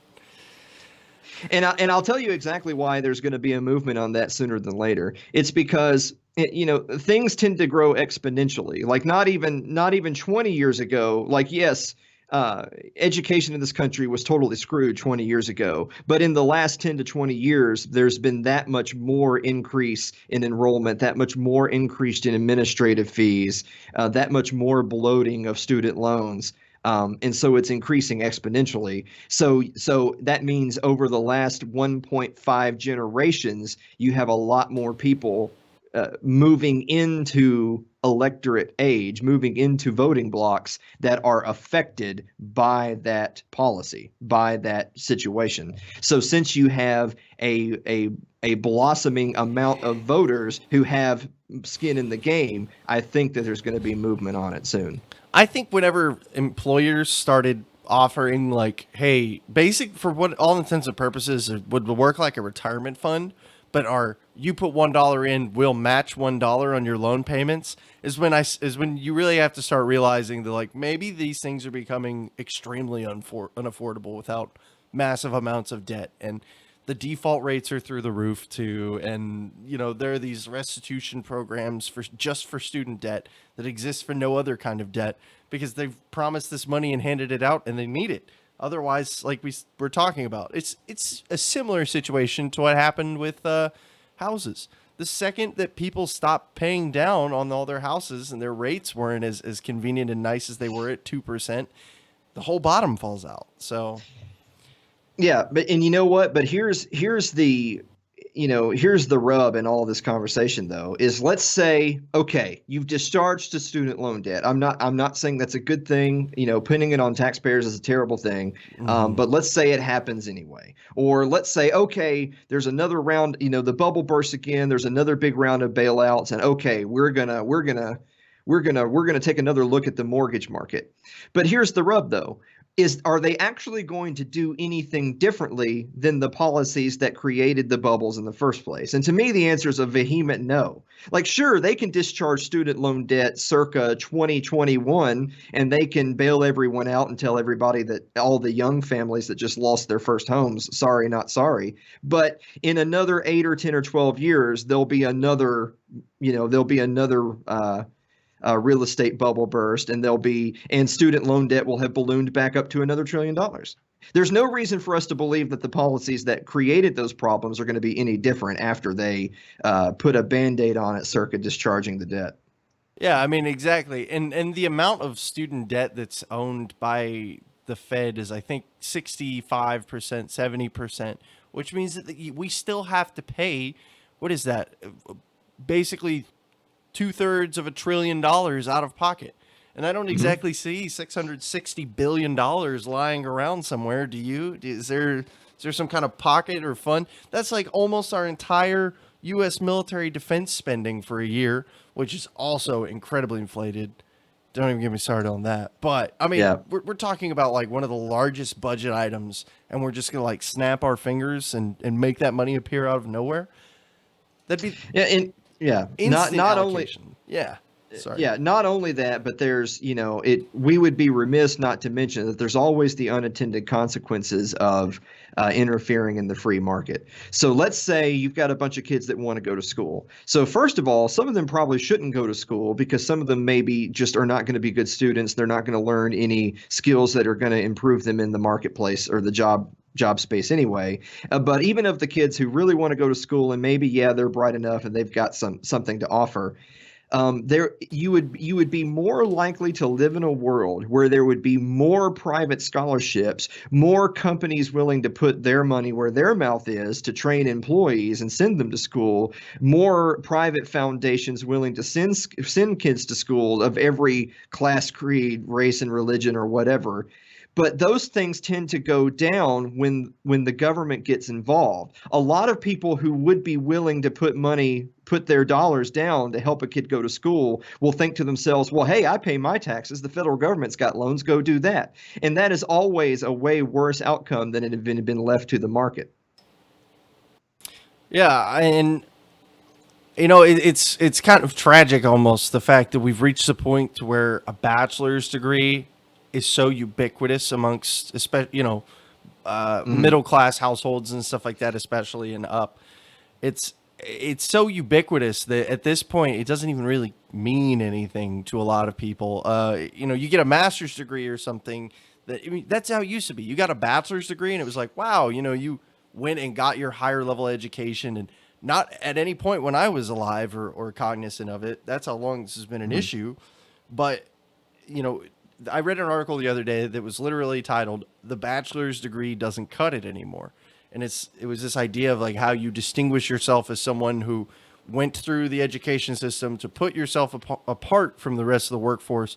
Well, you're basically just joining the majority of the workforce with the bachelor's degree, and you need that master's degree or that higher level grad education in order to do that distinction making, and that is expensive. It is difficult. It is time consuming, and the amount of effort and money you have to put in to get the same result out is making the return significantly less than it ever has been worth. And again, you can always find the hand of government in places that it doesn't belong that makes the situation worse instead of better. I'll give you a perfect example. So first of all, so why does a bachelor's degree not cut it anymore? Well, so for one, yeah, there's been degree inflation, right? A lot of people have degrees. And yes, a lot of schools are giving people degrees that, I mean, between you or me, their IQ is about the same level as room temperature, and somehow they got a bachelor's degree. So yes, that is a problem. However, all of that would still not be as big of a problem if employers could take greater care in who they hire, and I'll explain that. It used to be, employers could give you all sorts of aptitude tests. Employers could make you take an IQ test because just at a basic level, I mean, yeah, I'm sure that there's people with lower IQs that are amazing workers, and I'm sure there's people with high IQs that are lazy SOBs. In fact, I know that for a fact, as a matter of fact. but it doesn't change the fact that if you had two people that you were going to hire to be your producer, and both of them, didn't really have any discernible difference in experience, but one of them had an IQ of 136 and one of them had an IQ of 91. I bet you're going to hire the guy with an IQ of 136. Or if you could give them some of your own in-house aptitude tests, and one guy just overwhelmingly outscored the other, even if the guy who scored lower was maybe more personable or whatever, you'd probably be willing to bite the bullet and hire the zombie because he's just flat out better at his job. But government has passed regulations so that businesses can't do those things anymore. In a lot of states, businesses can't give any type of aptitude tests. In all states, businesses can't give IQ tests. So businesses have no choice but to look for other options to determine differences between employees. Where do they go? They look at degrees. And I hate to go too far off topic, but I think a lot of, and to be honest with you, I haven't put too much thought into this, so you can just call me out if you think I'm way off. But there was a time greatly, not so much nowadays for whatever reason. I'm not going to get into that, but that IQ is significantly believed to be very highly linked to genetics. And so a lot of that legislation, from what I understand, is supposed to be anti-discriminatory stuff to help people who are genetically disadvantaged, whether that is the truth of it or not, as to IQ being that sort of genetic marker idea. But I don't know. I mean, I would hope that a business, obviously business has to look out for their best interests. So this is just more me talking about, I hope they're as acceptable as need be and not maliciously doing so. Well, And it would suck to be the dumb guy in a smart man's world. It really would, and not being able to get a job for that. But at the same time, I can't expect a business to make up for someone's incompetence, you know? yeah, exactly. So, I don't want to go too far down that road because you're getting into Stefan Molyneux, retard world, as I like to call it. Yeah. He kind of went off the deep end there. I'm not a Molyneux person, so we have no issues I'm not a Molyneux race realist type person. That's not me. But with that said, so I can fire that exact example back at you and say, but what if I'm the what if I'm the Native Indian or African American who actually does score the 148 on the IQ test, but they can't test for that, and the job still just purely by chance goes to someone else with maybe some better documentation or some more educational experience or whatever. So it still affected you negatively, even though you were a member of the supposed protected class. Oh no, exactly. I 100%. I was trying to play devil's advocate, but even then my shitty devil's advocate argument fell apart on itself as I was talking. So I can't come up with what I see as a valid justification, again, without getting into that slippery territory of these people can't help themselves kind of thing. You know? Yeah, I mean, and of course, we can still always fall back on the basic, more libertarian answer, which would be, well, the business owner who owns the business should make that decision, even if he decides I'm not going to hire any blacks or Jews or anyone who has an IQ. Mine's 143, so I don't want anyone under that, but I don't want anyone over that either, because I don't want anyone looking down at me, you grimy wannabes. So, but as if that's morally repugnant as that is, yes, but it's his business. Yeah, 100%. We used to have a saying around here that sometimes people will say things like, "I wish stupid hurt," so that stupid people would be hurt for being so stupid. But I used to tell people I hate laws that send those people into the dark. I want racist, repugnant morons to be out on display everywhere they go and to feel proud in their accomplishment, so that I know who to not do business with. Yeah, because now you have all these shadow racists in the background. It's like every time someone says racism's dead, I know that's not true because I grew up a city away from where the Grand Dragon of the KKK lived. So I knew someone who was, it's a long story, but I knew someone who was a member and not a friend by any means, but and they didn't want people knowing that they were a member either. And you know what? I can top that, Christian. I live in Columbia, Tennessee. I'm about 30 minutes north of Pulaski in Giles County, Tennessee. That's the birthplace of the KKK, my friend.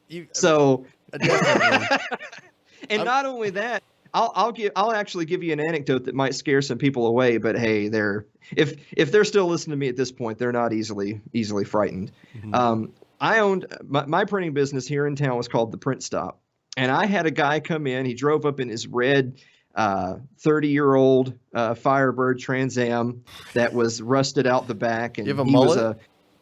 As for a certainty. And he's a Bama fan, and he's wearing his ball cap, and he's got a beer gut, and he's just an old redneck construction worker. But nice guy, never had a mean word to say to anybody. And he came in and he asked me if I would make some business cards, and I said, of course we make business cards. What, did you have something in mind? And he slipped it across the counter. Guess what it was? It was business cards that was actually only directing to a PO box, because they don't even have a street address, and they don't go by KKK anymore. That's too un-PC. Now they go by the Fraternal Order of White Knights. Oh, wow. But you know exactly what it is. And I just point blank asked the guy. I said, look, and he was not mincing words. He said, "Look, I've been to a few places to try to get these cards made. A lot of people look at it and they say, nah, man, we're not gonna do these cards." And I just asked him a couple of questions. I said, so since I've got you here, tell me the truth. Like, what do you guys do? Like, if you got your little club meeting this weekend. What do you do? And he said, we're going to watch the football game on Saturday. Then we're going to drink beer, and then we're going to play pool because they've got some pool tables out at the hall. And then we're going to go home. And I said, so you're not going to light any crosses on fire and leave them in the front yard or anything? And he said, no, man, there's not anything like that. In fact, he said they had a couple of black guys in their club. What? Because for them, it was just a social club out in the sticks. Now, don't get me wrong. God, that's a horrible social club to pick. Well, between you and me, if I was going to start a social club out in the sticks, I would find a different name for it than the Fraternal Order of White Knights of the Ku Klux Klan. I could think of a few better clubs to join, but at the end of the day, he never did anything violent or wrong. He was always very courteous and polite. I made a box of his cards for him. And I'll even tell you, I made a box of his cards for him, and I'll tell you the day he came to pick them up. The day he came to pick him up, my girlfriend was visiting. Anna Kay and I have been together 9 years now today, so we were together for about 1 year around this time. And she's Indian, dot Indian, as we say, not tomahawk Indian. Dot, not feather. Yeah. Yeah, exactly. She was adopted. She's adopted to a white family here in Tennessee, but she's Indian. And she was coming in behind him. And you know what he did? He took his cap off and he opened the door for her. And she said, "Thank you." And he said, "Yes, ma'am." I guess, I mean, I don't really interact. I try to make it as a personal goal of mine to minimize interactions with that group. But I've seen some interviews and stuff like that. I know Vice they embedded one of their people in one of their, apparently, I think it was like Mississippi or something, a KKK group, a white supremacist group. And they put the robes on and they burnt stuff in the field and blah, blah, blah. And they, had their talks about, interbreeding and stuff like that. And the guy was he's like, what are you doing here? And they were talking, but I don't know. It's just, it seems like if you're going to be a part of something like that and make a statement so bold, if nothing else, to be a part of an organization like that, you would, I don't know. I expect maybe it is about that public persona thing. Maybe it is about I'm going to, put what I actually think in the back of my head. But now I'm just speculating. I don't know. It's gotten me taken aback, honestly, Well, like I said, if you and I were going to start a club that was going to meet every second Saturday, I'm pretty sure we would think of a different one than that. A way better name, 100%. Yeah. With that said, I got to tell you, if you told me, Alan, I've seen the future, and tomorrow you're going to wake up and be drug out of your house and shot, I would be way more concerned that it was a bunch of statist commies that were going to do it because, the Bernie bros took over the Fed than it was going to be any of the dudes down here in Pulaski. Yeah, I mean, And I mean that. No, I mean, that's fair. That's fair. We can get started on cops all day for me, but I saw a really great thing on the internet today, and it was a little mini rally, I guess, for Beto, who's taking questions. And this woman was like, "Hey, you remember when you said you were going to take all the AKs and AR-15s?" And everybody was like, "Woo!" And she was like, "Hell no, you're not." And I was like, "Yeah, there we go." Now, she's probably a statist too. She's probably a Trump fan by all regards. But and in the immortal words of Mance Raider, who goes by his real name now, but I still call him Mance Raider. He's been on my show a few times, and the very first time he came on, he was on, I think, our episode 11 or 12, and we were talking about gun grabbers because that's a big deal. Gun is a big issue for him. And we had never said a swear word on the Gold Standard. We were trying to keep it a PG rated show until that day when Mance said, and I quote, "No, they're not going to come grab the guns. They're fucking pussies. They're going to send the cops to do it." And I was like, well, you're not wrong. Yeah. I mean, it's true. It's very true. I mean, you're not going to see Nancy, who's scared for her life, apparently, that you're going to turn into a double AR-15 semi-full 30 clip caliber magazine per second maniac and go on a rampage. They're going to send the boys in blue over to your house because you're not going to shoot the cops, right? You'll shoot Nancy because you're a crazy guy, but you're not going to shoot the cops. The cops will take it. That's their job. It's their job to put themselves in people's homes and confiscate their property. That makes it ethical. It's the cops that are doing it, guys. There's a law. Jeez. Well, and the 2 points to that. So first of all, for all the people out there that are like, if it ever gets that bad, the people are going to rise up, and the cops would never go along with that. Yes, they would. If they wouldn't go along with it, they would fire them and hire a new cop that would go along with it, because they don't work for you. They work for the state. I'm sure some people would quit. But just like there are cops going along with these red flag laws. Like, guys, it's the same shit. It's just not as widespread. It's the same thing. You don't see cops leaving police stations in droves because the state passes red flag laws. Have people already forgotten after Hurricane Katrina hit when they were going door to door confiscating all the firearms in New Orleans? Yeah. I mean, this isn't even a fantastical example from centuries hence. This was very recent, and it was very deliberate. It was a big deal. Well, it should have been a bigger deal, honestly, but... Yeah, and of course, every single one of those people would have been totally in their right to mow down the cops that came up their sidewalk, and then they would be murdered in turn. Yeah, not saying you should, but you have the ethical justification. It's your property. You have a right to defend it. Of course, and then they will come back with more. Yeah, exactly. Which into that hypothetical example, that's exactly why if we were going to wax romantically about how we were going to live free, it would be away from here, not changing the system. Oh man, yeah, that's probably one of the most. I've been relatively pessimistic for this show, but if a gun grabbing legislation ever gets passed, I think that and reparations, like, you're going to put me in a hole before I pay reparations for something I didn't do. I'm just going to be honest. Those two things are like lines in the sand for me, to where it's like, I really need to consider moving after that. I can't arm and defend myself at all, basically, at that point. Unless it's like a bolt action Remington and my handgun, which will probably have a magazine capacity. My handgun's probably going to be illegal in a couple years because they're going to put some 10 round or 8 round capacity on it. Mine's a 12+1. Screw me, I guess, And they'll get the bolt action rifles next. I mean, if they did get the popular consent enough to take all the ARs, quote unquote, I mean, the next push, not 2 or 3 years later, would be, well, those bolt action hunting rifles actually are a larger caliber than most people's mini, So yeah, they would come for them too. I mean, that is the natural. That's the natural state of politics. It's always a trickle in that direction. It's some wise word. A friend of mine who is a lawyer, so I mean, less than human to be sure, but a friend of mine who's a lawyer had told me several years ago that the reason he used to be one of these strict constitutionalist type minarchists, right? He was the type of person that he carried the mini constitution in his pocket, and he could quote things left and right, big 10th type guy. And I support the 10th Amendment Center. Look, I'm a member of the 10th Amendment Center. I support them every month.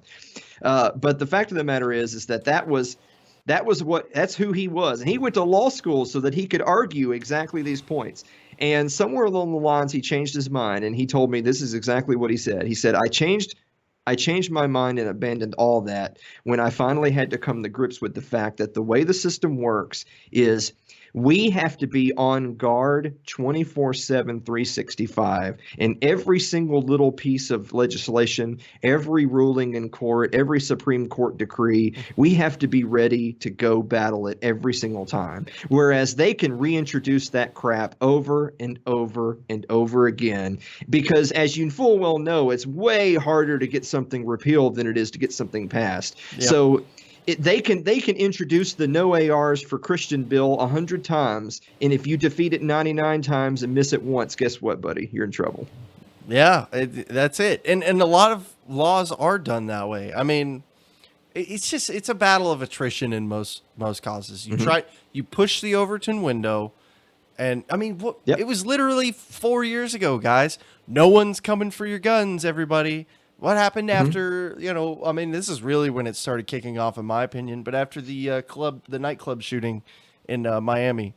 I can't remember what the name of that club was, but The Pulse. yeah, Pulse, Yeah. the Pulse nightclub shooting. Yep. After that, everybody was like, look, your rhetoric is starting to sound like you're trying to disarm the populace.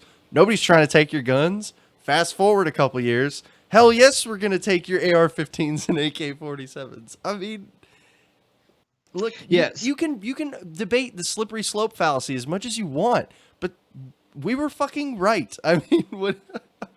Oh yeah. Oh. For an absolute certainty, people who see things moving that direction are, of course, correct.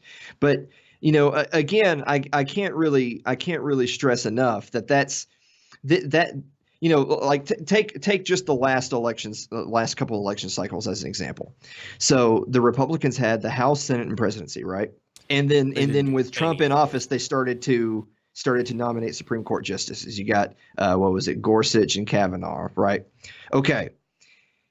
Everyone, if Obamacare was ever going to be repealed, root and stem, there's literally no better time than right then. But it didn't get repealed. Roe v. Wade still there, no problem at all. So then you have to ask yourself, was their goal to repeal Obamacare, or was their goal to get elected? Well, they completed one of those goals for sure. They didn't do the other.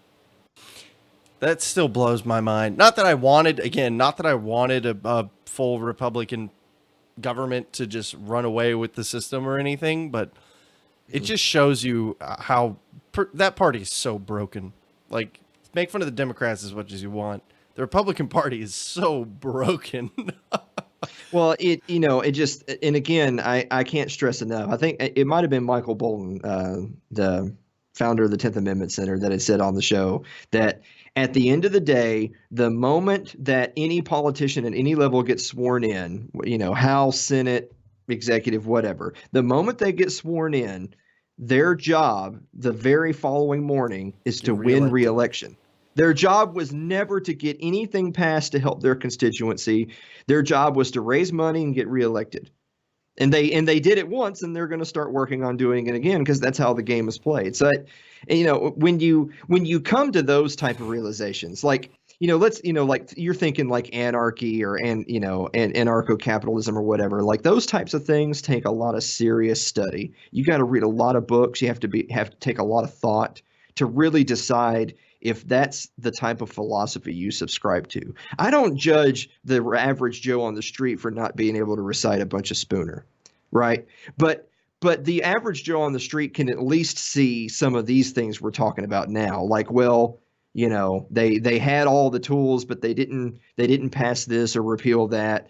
They're only looking to get elected or reelected. They're not really looking to follow up on any promises. Once you start to get your average Joe on the street to come to terms with some of those things, then the next logical step might be to divorce themselves from the process, as opposed to look for an electoral savior.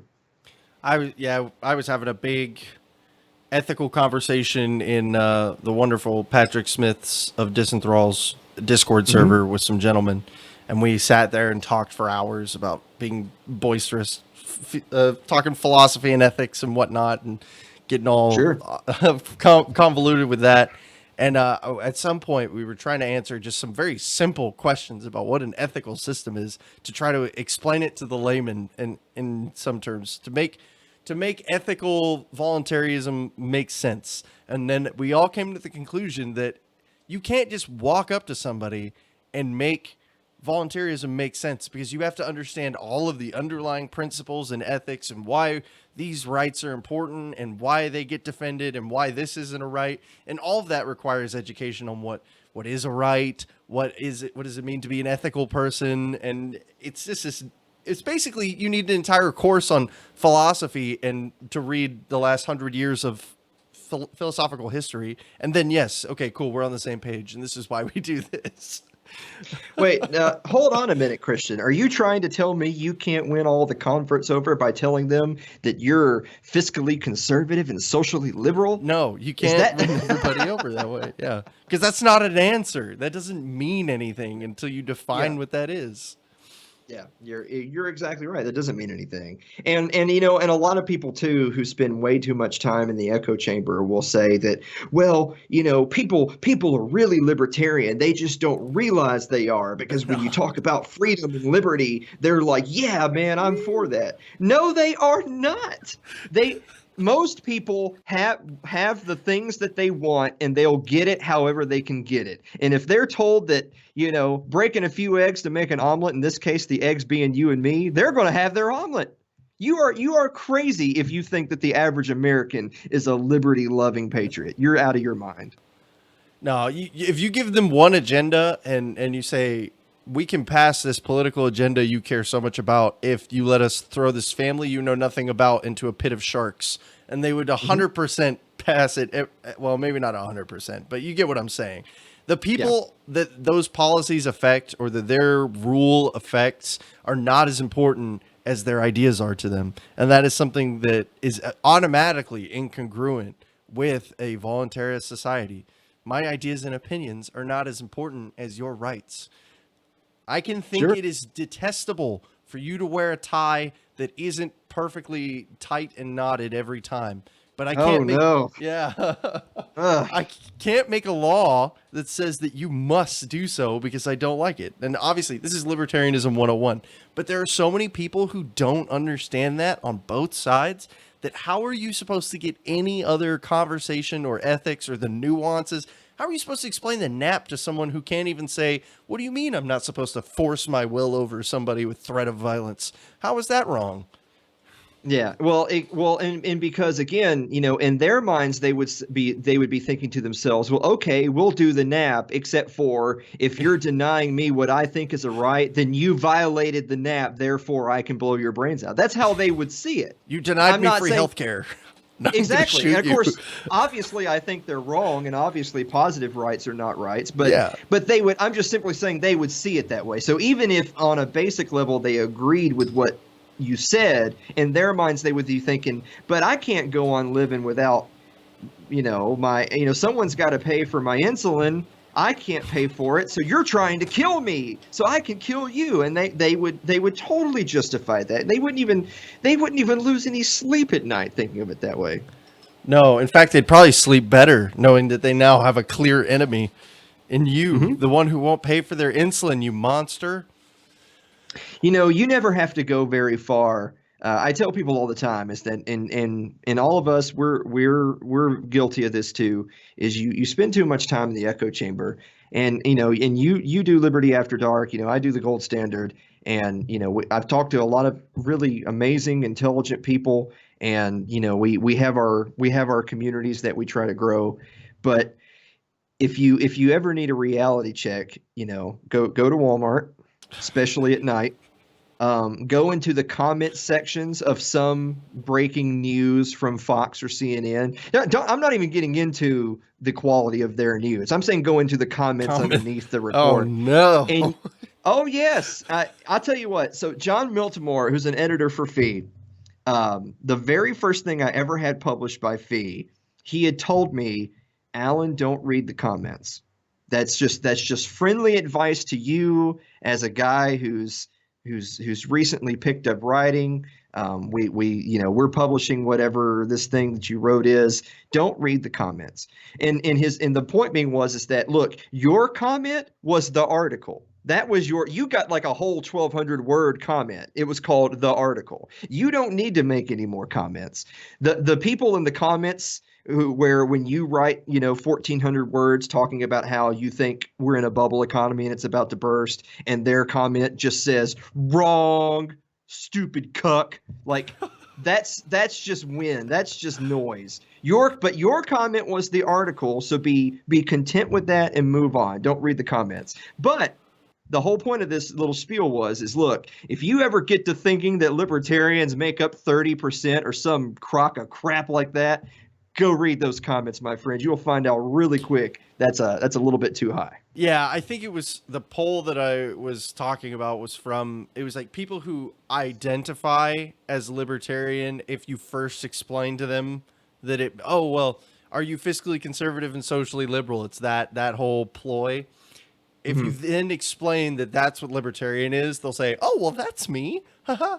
You know, that's exactly how they say it too. And they'll be completely on board with you until you hit on one social issue or one program that's their sacred cow. And you will be amazed at how quickly they will transition to, but if you touch this, I'll literally blow your brains out. Yeah. And that can, and you know what, that can always sound harsh, but I say this is what I say to my conservative friends who aren't quite on board with the liberty message, is I tell them, look, man, if you don't go along with what President Bernie Sanders says, they're going to blow your brains out. And they would say, nah, man, they're not going to do that. And I'll say, okay, don't pay your taxes then. If you don't want to discharge everyone's student loans, don't pay your taxes. They're going to blow your brains out. And they'll say, no, they won't. They're going to fine you. No. Don't be a pussy. Don't pay the fine. They're like, well, they're going to send police. Well, if police come on your property, you better shoot them, right? Because they're trying to rob you. Dude, if you don't go along with them, they will kill you. And that is the key. That is always the underlying threat to any status measure. And that underlying threat doesn't exist in any type of libertarian philosophy or I was going to real say libertarian. Yeah. Yeah. Oh, hey, we can go down that road if you want. I'm more than happy to. I call people fakertarians all the time. I definitely think there's a line. I did just want to say real quick though that as far as like having and I feel like the more I talk about this and the more I learn and the more I read, I think the more adept I get about sharing the idea, and the easier it is to have conversations without them not on the internet. Fuck having conversations on the internet. I've given that up a long time ago. But having real people conversations that don't involve into like people throwing chicken legs at each other, I think it's gotten a lot better in that regard. But the biggest problem that I have, and this is just something that's just so fundamental to me now, I don't know how I never saw it, but we all at one point were the same way, is that I can't for the life of me get people to understand that every threat, everything the government does is underlying a threat, a death threat. Like not a threat of anything else. Everything they do is an underlying death threat, because at the end of the day, like you said, you don't pay the fine, you refuse to go to jail, you defend yourself, you die, or you just don't defend yourself and you still die because you refuse to go with them. You could not do a single violent thing to them and you'll still probably die if you just flat out refuse. Or kidnapped. We had a story here up in Nashville. I guess it's been a couple of years now of it was actually a vet, which I could care less. That just means he served the empire for a few years, so screw him. But some vet, he overheard a domestic violence situation, like something was going on across the street or whatever. And the police came and the police saw him first. And he had a gun on him, so they just blow the dude away. Oh now, my God! He ends up returning fire, and he hits a couple of the cops, and he ends up living through this initial barrage, if you will. Now, of course, obviously, the moment he can roll out of the hospital, he's going to jail. They're throwing first degree murder and everything on him, and assault with a deadly weapon, blah, blah, blah, blah, blah. And he ended up beating it. This is actually a happy story that He ended up beating it, and justice was served in so much as the cops were totally in the wrong. They totally misidentified the situation. He was totally within his right to defend himself. But the point being is for one, this is the exception, not the rule. No, 100%. And two, do you really want to bet your life on, well, I can kill the first SWAT team, surrender to the second, go to court and win the case? If that's what you're betting your life on, I think you're better off moving to Quintana Roo with Davis. If that's where you're at, if that's the conversation you're having in your head, like, we really need to just go. Like, honestly, this is no longer the place for us. Oh, man. People don't like hearing that. They want to make America the way that they want to make it. But I just, the longer this goes on and the more I talk about it and the more I learn, like I said, it's so true. Is it not more reasonable to just try somewhere else that isn't, that's more feasible? And and I've rubbed a lot of people the wrong way and lost viewers by being a very staunch enemy of the LP. I've always made fun of the LP in many episodes. I've cracked lots of jokes at the LP's expense. We actually have a segment on Sports Ball called LP Team of the Week. And what the LP Team of the Week is that if there's like, say for instance, there's I think last week's LP Team of the Week was the Oakland Raiders because they ended the first quarter with the Chiefs up 10-0, and then they got blown out the rest of the game. So that makes them the LP Team of the Week, that you thought there was a chance, and then they get crushed. That's what makes you the LP Team of the Week. Nice. So, I mean, we constantly make fun of the LP.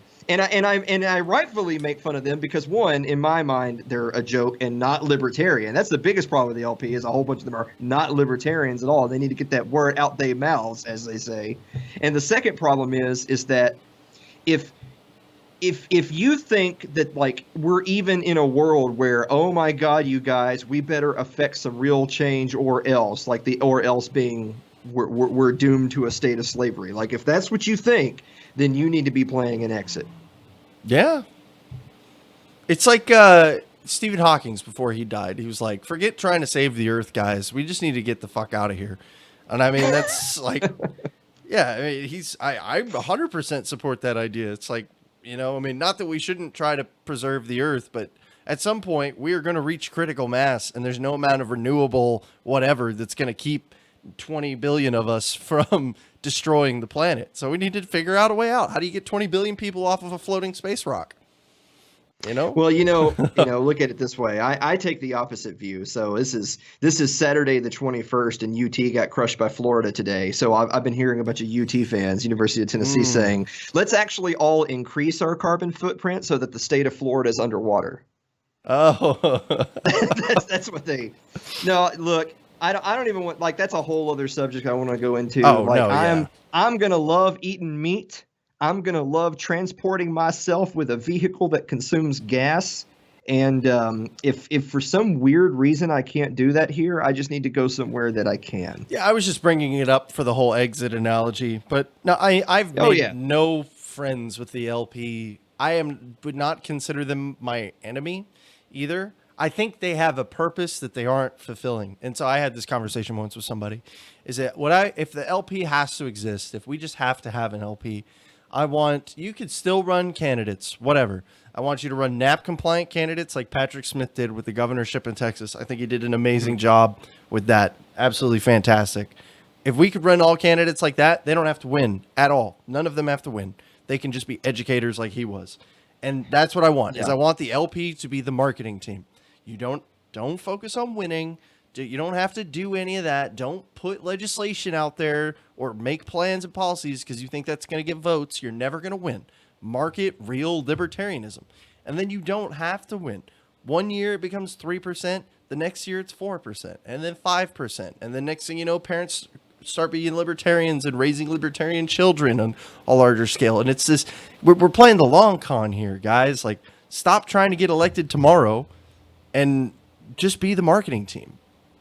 So I agree that they should be the marketing team, but I would say no matter what your strategy is, you're never going to get elected. You're never going to win the game. The game is rigged. But with that said, they used to be the party of Harry Brown, right? Like they would nominate someone like Harry Brown that would go on any radio station, any talk show, anybody that would have him, and he would, as Sherry likes to say, he'd talk that shit. I mean, and I'm talking deep, hardcore, abolish Social Security, abolish the Department of Education. If he were here today, it'd be to abolish the Department of Homeland Security, abolish the TSA. It wouldn't be none of this, well, I don't like the way they pat people here and there, and it wouldn't be any of this, well, we got to phase it out because we have to take care of it. Wouldn't be none of that. It would be end it all today or go F yourself. That was Harry Brown, but that was the LP for a hot minute. But you know what? Those days are long behind us because nowadays they're a political party, and political parties are about promoting politicians. Harry Brown was about promoting libertarianism. Today they're about promoting politicians. I don't like that. Yeah, that's my biggest complaint, honestly. I think they historically, if you went back and were like, hey, what do you think your odds of getting elected are? They probably would have said -1% chance of getting elected. Was never about that. It was never about that. I think it was a huge mistake when leadership got in and then said, we have to start fronting moderate candidates that can get elected, and then we can do the real stuff. Because what's happened is that there isn't even any real stuff I mean, there is real stuff, but in the LP, there's no real freaking libertarians in the LP anymore. Do you know how many times I've heard someone in the LP talk about how we need a wall? I'm like, are you high? What tenets of libertarianism are you smoking? Because Jesus, get it away. Now, don't get me wrong. If you and I can go start our free society somewhere, then yeah, we do need a wall. We need a wall to keep the United States government out. But not as on my far stolen as tax dollars and stolen property, you know. Yeah. But yeah, just building a wall around the U.S. No, that's just so utterly ridiculous. I noticed that somebody in the chat there, Donnie Smith, said, "What do you think about Adam Kokesh? What do you think about Adam Kokesh, Christian?" Well, first off, I'm going to be the minor buzzkill and say that that's not how the presidency works. You don't just get to walk in and abolish the federal government. And so as nice as it sounds on paper, like all he'd be doing is making a giant jackass of himself. It's literally not delegated constitutionally. And if we're talking about in the system, you have to play by the system's rules. Literally all that has to happen is him be like, it's all abolished. And then the Supreme Court will be like, no, it's not. And then it's done. I mean, he didn't do anything. And then what does he do? Does he sit up there and twiddle his thumbs for 4 years until he gets replaced? I mean, the whole premise is broken to begin with. Yeah. So this is what I would say to answer Donnie's question. So from a strategic standpoint, he has a 0% chance of ever getting elected unless you're running as a Republican or Democrat. So it's a moot point anyway. From a personal perspective, I think Adam really wants to be a martyr. I don't. I want to die old and rich and fat and happy. I don't want to die for the cause. I really don't. And I think that sort of romanticism is way overrated. It's powerful. I mean, but I get what you're saying. He has a history of criticize him as much as you want. He had every right to walk into Washington, D.C. with that firearm. Whether or not it's legal is completely different. Whether he did it for attention, I have to concede the fact that he didn't. He did what he did ethically what should have been allowed. He didn't hurt anybody. He wasn't threatening anyone. He was carrying it, not even at a ready position. It was on his strap to his back, and he went to jail for it. Whatever. Was he trying to make himself a martyr? Probably. Was he trying to get his name out there as the guy who did this thing? Probably. Did anybody care? Not really. No. No, not really. I mean, not at all. The people who think libertarianism is crazy would point at that and say, "Hey, that's crazy." And the people who like Adam would point at that and say, "Go Adam, kick ass." And that's cool. I mean, again, I never said you shouldn't do this if that's what you want to do. More power to you. Pretty horribly mistreated, and I think that was more prevalent to getting some kind of message out there than anything to do with what or why he was doing it. I think because I saw more stories about the things that were done to him in prison than I did anything about his activism as to why he did it, why he was exercising his rights, trying to get his name out there, trying to talk about what he's doing.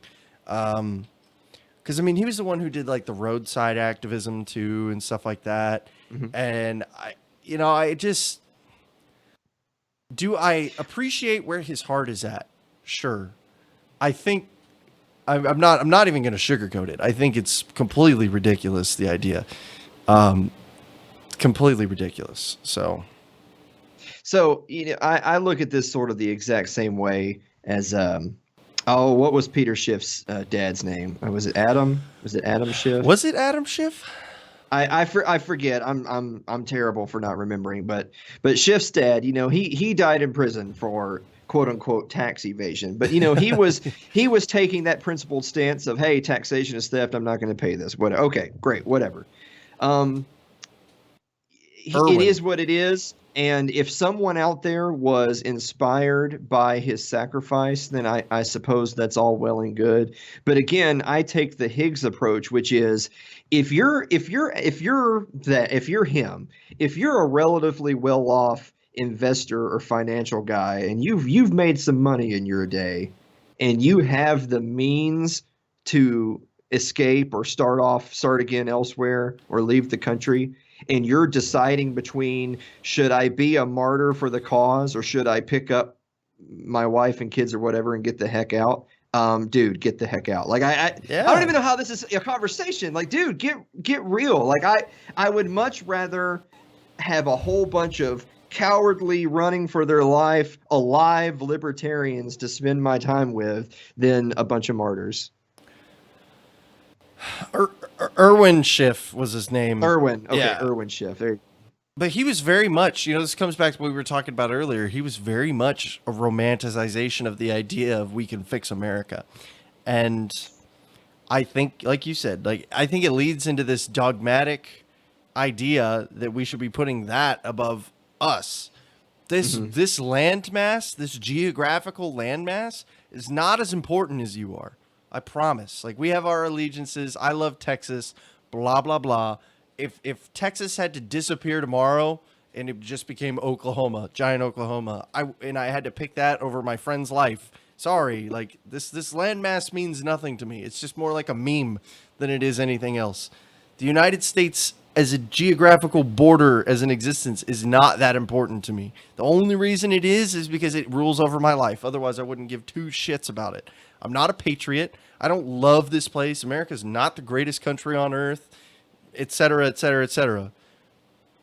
Giant Oklahoma sounds awful. Oh, it sounds absolutely terrible. But at the same time, if it was, you get to live in giant Oklahoma or go to jail, it doesn't change anything for me. Of course, I'm from Tennessee, so I would say, really the only reason Texas exists is because of the volunteers. That's what really happened. Well, thank you for your service. How about that? Yeah, you're welcome for my service. But I agree with you. So look, I love living in Tennessee because there's a lot of wonderful people here that I care a lot about, and I love the rolling hills and the nice weather. Although if I wanted even warmer weather further in the year, I'd move down to Florida or something. Anna Kay actually loves Florida. She wants us to. We were there in Orlando for a time. She wants us to move back. And I got to tell you again, if I was going to stay in the United States and I was going to do the best I can with what I have, then sure, I would just move to the state that has the nicest weather where I could make the most money or whatever. I wouldn't base it on New Hampshire or anything else. But if money were no factor, I'd be out.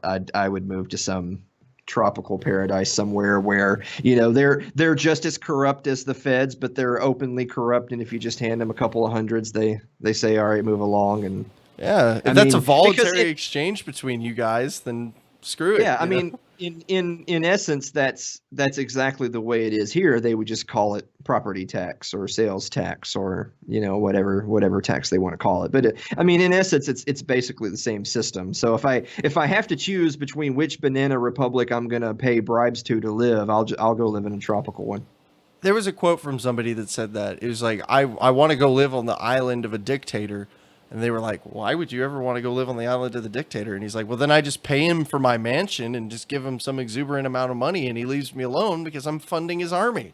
So yeah, if you have a lot of money. If you had a lot of money, yeah. Yeah. And preferably those people are not enemies of the CIA. Oh, that's also important. That way you don't. That's why it's useful to go with a few thousand people, because then exactly. You just build up a community, though. If you move to Botswana, I'll follow you. Well, one of these days, I'll get there. I mean it. I definitely, I don't think that it's practical, and I don't think the technology is quite there today. But I think it's very realistic in our lifetimes, and I don't mean when we're 90. But I mean I think it's realistic that you could have a functional seastead or artificial island community of some kind in the next few decades, somewhere else in the world where, yes, you're still having to deal with some other sort of nation state to lease that property or to develop some sort of relationship. But again, if it's just going to come down to you developing that relationship with the French Riviera or developing that relationship with Washington, I mean, dude, roll the dice. I think it was Anarcho Poco. Whenever somebody was talking, they did like a presentation on seasteading, and this was a few years ago. And so maybe you could educate me in this, but I mean, couldn't we just, in theory, go 6 inches into international waters and plop down a seasteading rig? I mean, in theory, we could just secede in the state of Tennessee, but theories won't get us very far. So I would say that no matter what, it's not going to be done anywhere near the continental United States. Oh yeah, you're not going to do it anywhere near the continental United States. They're gonna whatever justification they got to sell to your neighbors today to get them to go sign up to join the Marines to come kill you. They'll come up with some justification. It's going to have to be away from the purview of the American empire. I mean, hopefully, if we're lucky, the American empire collapses, but not in such a way that we all starve, and then we can just start over here. But,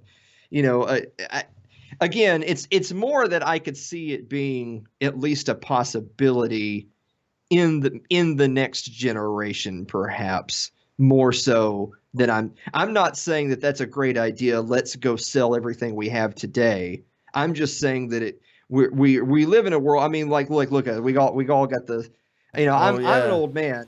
I'm pocket computers. I turn 34 next week, so I'm ancient. Wow. I'm dead. But people younger than me, you guys are young enough that you can go start a seastead somewhere off the coast of Madagascar or something, and as long as you can fight off the pirates and. I mean, of course, we do the show postcards from Somalia, so just go to Somalia and you're good to go. So and the civil war in Somalia, and 100 Years War, whatever it is at this point. yeah. So there you go. Yeah, it's but like I said, I'm looking at things from kind of like a historical context where. A few decades or whatever, that's just a drop in the bucket. Mm-hmm. So I think when I say relatively near future, I'm thinking like 30, 50 years. In the relatively near future, I think that that's going to be a more realistic possibility. Yeah, I think, I'll be honest. I had this conversation with Patrick, is that he makes a claim that throughout history, humans have been trending towards freedom, and I make the claim that I believe modern history, obviously there are ups and downs, but the overall trend line, if you graph from beginning to now, is towards individual freedom. We just happen to be in the democratic republic tyranny phase of the transition towards freedom. But I don't see things getting freer anytime soon. I wouldn't say that I necessarily disagree with Patrick that just the common man tends towards freedom over human history. I guess I would say that's probably true, but there's always going to be a ruling class that is heavily trending the other direction and is going to be more than happy to lord over their brothers and sisters. And as long as people believe in the concept of needing a state, needing these political structures, they will never achieve the liberty that they may or may not be trending towards. As long as they believe that is this whole necessary evil idea. If you subscribe to that, you will never be free. Yeah.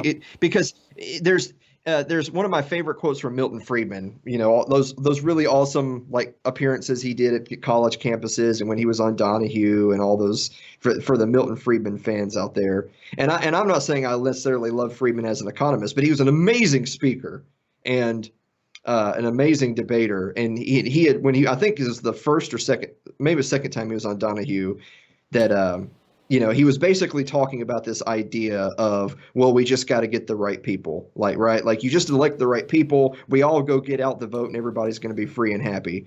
And then he had said, do you think this world doesn't run on greed? Do you think the communist commissar doesn't run on greed? Do you think China doesn't run on greed? And he said, of course, he's such a gentleman. He said, excuse me, pardon me. Do you think American presidents don't elect their appointees on greed. He said, or he framed it as, do you think American presidents name their appointees based on the value of the man or based on their political clout? Yeah. And of course, obviously, you know what the answer to that is. And he says, I think you take a lot of things for granted. But unfortunately for us, though, yes, I'm sure there's lots of people out there that don't like taxes. That's an easy sell. Yeah, taxes suck. There's a lot of people out there that are like, yeah, I don't think we should be in Afghanistan. That's not really that hard of a sell this many years later, 18, 19 years later. That's not a hard sell. But if you were to tell those same people, hey, guess what? I have a way for you to get out of paying those stupid taxes and not have to send your son to Afghanistan. The way is anarchist society. They would say, oh, that's not realistic. We have to have politics. Yep. Otherwise, we'll just be Mad Max raiding each other's homes, because obviously anarchy, just devolves into chaos. Yeah, exactly. All the, but and they're the people that would say that warlords would take over, right? As if A, that didn't already happen, and B, that hasn't been the way mankind has been for its entire history. There's always been warlords taking over. How about this? Okay. Whisper brings up a comment that I've talked about on the last couple shows, so why not? We'll go ahead and talk about it with you. And once we're finished up with that, we'll go ahead and start wrapping up. But the question is, do you think Trump will be reelected in 2020? 85% chance, yes. 85%. Probably 90-95% chance, yes. And the main reason has very little to do with Trump, and it has everything to do with the outrage culture just can't stop stepping on its own feet and eating their own, as the left eats its own, as they say. And the next thing is that if you look at a handful of the quote unquote Democratic contenders, you think of Kamala Harris. Okay, so she's a pig. She's a woman. She locked up a whole bunch of people in California for a bunch of nonviolent crimes, and she's not even a particularly good speaker. I don't actually think she has any realistic chance in the Democratic primary. No, I don't think If I had to guess, I would say it's either going to be Bernie, Elizabeth Warren, or Joe Biden. And of those three, I think Bernie has the least chance of those three. I think he's too old, and I think his best chance was last cycle, and of course they had it out for him, and I'm not saying that that's right either, but it is what it is. So if you narrow it down to Elizabeth Warren and Joe Biden, just in a vacuum, not discussing anything else, it's going to be Joe Biden and Elizabeth Warren versus Donald Trump. Donald Trump will eat them alive. Joe Biden is a bumbling old idiot who he himself has been a part of many, many programs that modern day Democrats would consider to be like extreme right wing. Like Joe Biden circa 1979, because God knows Biden's been in politics for a million years, would be an extreme right winger by 2019 standards. That would disqualify him. And then that only leaves you Elizabeth Warren, and Elizabeth Warren is a broken woman. I mean this, and I'm not saying this like I'm a sexist, haha, she can't win, she has a vagina. No, I'm not saying that. She is a broken woman. Donald Trump broke her, and I'll explain why in just really quick. No, you're fine. So that whole thing about Trump was mocking her and saying, well, you should take a DNA test. You're not an Indian, you should take a DNA test. For some reason, it got under her skin so much, and this tells you the control that Donald Trump has of this woman. She actually goes and takes the test, and of course, everyone knows that. What was it like? 1,084th or whatever it was? 1,024th Native American. So first of all, that's conclusive that she's not a Native American. I don't think no realistic person would say that means she's a Native American. Mm-hmm. So first of all, it was a personal embarrassment. Second of all, she did it to herself. She actually took the test, actually published the results, thinking she had done the right thing. She made a fucking video about it, like a documentary. But this was the cherry on top, Christian. Trump's response to that was, who cares?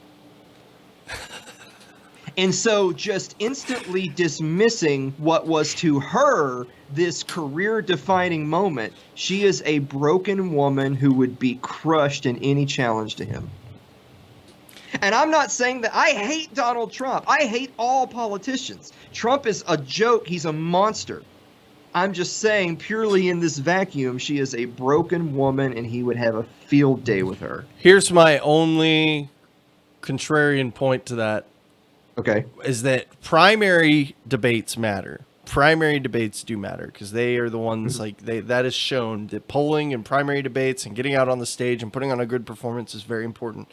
Presidential debates swing almost no voters. They are literally for the cable companies to rack in shit tons of advertising money and for advertisers to push out shit tons of advertisements. I 100% agree with pretty much everything you've said, but I think the data that we do have shows enough that there is enough of a reason to suggest that the presidential debates don't swing over voters, that it doesn't matter how Warren does. If you've decided to vote Warren, you're going to vote Warren. It doesn't matter how Trump does. If you've decided to vote Trump, you vote Trump. Like once he won the primaries and was out of that, like it was pretty much locked in that he was going to get every single person who voted for him. Nobody voted for Trump because of Hillary Clinton. No, that was already pretty much decided. And that's my 2 cents from it. I would also make the slightly more boisterous claim that based off of the data, and I know people hate this because the polls suck. Without the polls, we're pissing into the wind. So I'm using what we got. Mm-hmm. It's probably closer to like a 70% chance of Trump winning, which is way closer of a margin than any incumbent wants. But I get it. The polls are inaccurate. A lot of them are totally fucked up. I get it. But like I said, without some sort of data, we're just, again, pissing in the wind. I could say whatever if I don't have any data behind me, and it could mean anything. So that's my answer. Will he get elected? Yeah. Most likely. I would say almost guaranteed. Incumbents rarely lose ever. I think it's only happened like once in U.S. history. But there is a chance, and there's a massive public pushback against the man that we really haven't seen in a very long time. Yeah. Well, so I guess, so if you're specifically talking about just from a general standpoint, I would say I still rate Trump's chance of re-election pretty high. And yeah, of course, the last elections where the mainstream media was just pounding all this Hillary stuff down everybody's throats. Mm-hmm. And remember when the New York Times had that little graph where it was like Hillary with a 98.6% chance to win, or something. And she was going to win with like 300 something electoral votes. Yeah, I mean, yeah, just ridiculous. So, I mean, obviously, yeah, it's hard to know what to trust. And obviously, we know that those people have agendas, too. Mm-hmm. But with that said, of course, I've had Lou Rockwell on the show, founder of the Mises Institute. And he had summed it up very well. Because, of course, Lou is just like us. I mean, he's an anarchist. He doesn't care. Mm-hmm. With that said, he just loves politics. He just gets a thrill, out of politics. I love the theater. I'm not even going to lie. I love watching it. Yeah, everyone knows the political theater blog over at LouRockwell.com. Mm-hmm. So, the way he put it is that, of course, in the primaries, everyone's running to the fringes. So right now, all the Democrats are racing to see who can out-left all the rest of them to be the biggest leftist of all the lefties. But then, of course, as soon as the primary's over, everyone goes racing back to the middle because the majority of America is neither extreme right or left wing. And I'm not making a case for middle America, by the way. They're retards. That just means they have no principles. If you had principles, you would always be one way. You wouldn't be flopping whichever way the wind blows. But with that said, but I'm fiscally conservative and socially liberal, Alan. Yeah, exactly. That's why 30% of people are libertarians. Yeah, that's right. But still, the point being is that all these Democrats, it started with 18. I guess they're down to like 11 now or something like that. Yeah, they're all going to race to the left, and as soon as one of them wins the left race, then their job is to run back to the middle as hard as they can. But it's too much. They will have covered too much ground. The Democratic Party, you're right when you said earlier the Republican Party is a joke. In terms of actual effectiveness and in terms of actually being quote unquote conservative, yes, the Republican Party is a total joke. The Democratic Party is a joke for a different reason, more in the sense of they're all playing like they're in primary season every year. Yeah. Like it's primary season right now, but the Democrats have been in primary season every day since Trump took office, all racing with each other to see who can be the farthest left. And the furthest left person won't win in 2020. So they've been running a race to see who will finish second. It's silly. It seems counterproductive. And if your question is, well, Alan, why would they do that? I would say, well, I mean, in reality, we have to remind ourselves it's not really two parties. It's just one club, and you ain't in it. So this is just all for show and fun and money. It's Trump's going to get another turn because it's going to be another turn, and then it's going to be someone on the left's turn, and it's just a big game. I don't really care. But with that said, if you are someone who cares, Trump's going to win. He'll run against either Biden or Warren. He'll eat them alive because they won't know what to do with themselves. And this is actually, I'll even go a step further and say, if their strategy against him is to try to outwit him, they will mega fail. They're so going to take the hard. high road. They know that they're not going to be able to out douchebag him.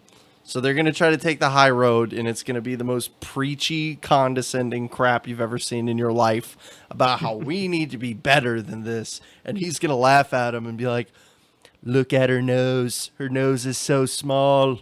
Look at her. Yeah. She wants to give free college to China.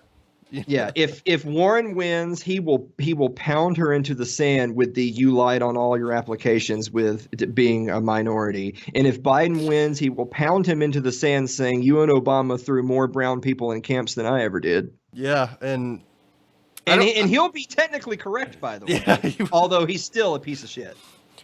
Bernie has no chance. I'm convinced. Like I said, I think bold claim here. If Bernie got the nomination, I think we'd have a Bernie president right now. I think everybody was set for Bernie to just run through everybody. I mean, the dude had just the most massive unified public support in a primary ever. The only people who didn't want Bernie was the establishment who wanted Hillary. That's it. Good luck finding a Hillary supporter before she was the primary candidate. Everybody was a Bernie bro or a Bernie chick. Everybody I knew that was on the left was a Bernie fan. So, yeah, but his time is gone. He's not even that far left anymore. Warren has so out-lefted him at this point that he can't even keep up. He's like, what do you just want me to start rolling out the hammers and sickle flags to everybody's door? Like, how much further do you have to go? Bernie made the mistake of A, aging too much, and B, he kind of was on a nonstop campaign basically ever since 2016, right? Like he was on the warpath the whole time, trying to remain relevant. But a lot of times that backfires in American politics. Like people just kind of get tired of your face and they're ready for the next one. And again, that just shows the collective retardation of the American political system. I'm not saying that's a good or bad thing. Voters are idiots, but still, I'm just simply saying that's my opinion on the matter. That his time is up, but of course, like I said, I think Biden and Warren's time is up. I think Trump is going to win, and after Trump, and once you know that Trump is going to be gone in another 4 years, there will be another Obama. There'll be another relatively younger Democratic legislator with a bit more charisma, a bit better speaking, and he'll win in a landslide, partly because of that, and partly because it's the left's turn. Yep. As long as it's not Beto, I couldn't take that. Oh God. See, I think the Democrats need to hire me to write their strategy because I'm telling you, them not telling Beto to sit down, shut up, and run for Senate again was stupid because he was running up against Ted motherfreaking Cruz. That is one of the hardest races in American politics for someone who has no federal level experience to just walk in and win or almost win that. Like he was so close. If he had just run for Senate again against I don't even know the guy's name. He's my senator. No fucking clue who he is. That's what I'm talking about. Everybody knows who Ted Cruz is. The guy ran for president. Like that was a super hard battle. If he had just run Yeah. again, they could have gotten a seat in Texas. And oh my God, a blue seat in the Senate for Texas. That's how you shake things up. Yeah. Now, I know that it's almost time for us to wrap up, but I do want to say really quick. You might know more about this than me because you're down there, but I have when Lou and when Ron Paul was on the Gold Standard, we discussed with both of those guys. I could see a world where Texas goes blue in the next 4 to 8 years. It's a purple state already. Yeah, It's not Could in the pocket. you go as much as we hate boomers, and I hate boomers more than anybody. Go ask one of your random boomer neighbors if they would have ever thought Texas was going to be a blue state 40 or 50 years ago. They No. would have said you were out of your mind. It was supposed to be that Texas was always a red state and California was always a blue state, so that it stayed, in balance. There was like an equilibrium. Yep. The two big states kind of offset each other. But I'm going to be honest. I mean, it was way too close for Trump. I mean, he barely won Texas by not the margins that he should have. I mean, if you look at other presidential elections and how you almost unanimously it's been in Texas for Republicans, I mean, it's been getting smaller and smaller, but comparatively, Trump barely got the damn state by comparison. And I'm not claiming that this is like the issue of like immigration or anything like that, but Texas is purple now.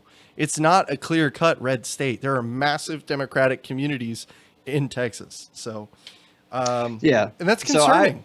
It is. I would make the argument because there's some people out there that would say, well, if states like Texas are going blue, then that means the Republican Party is going to be like Democrat light and the Democrats will be Democrats. And they're going to do that because the electorate is shifting left. So they're going to have to shift left to pick up voters. They already are.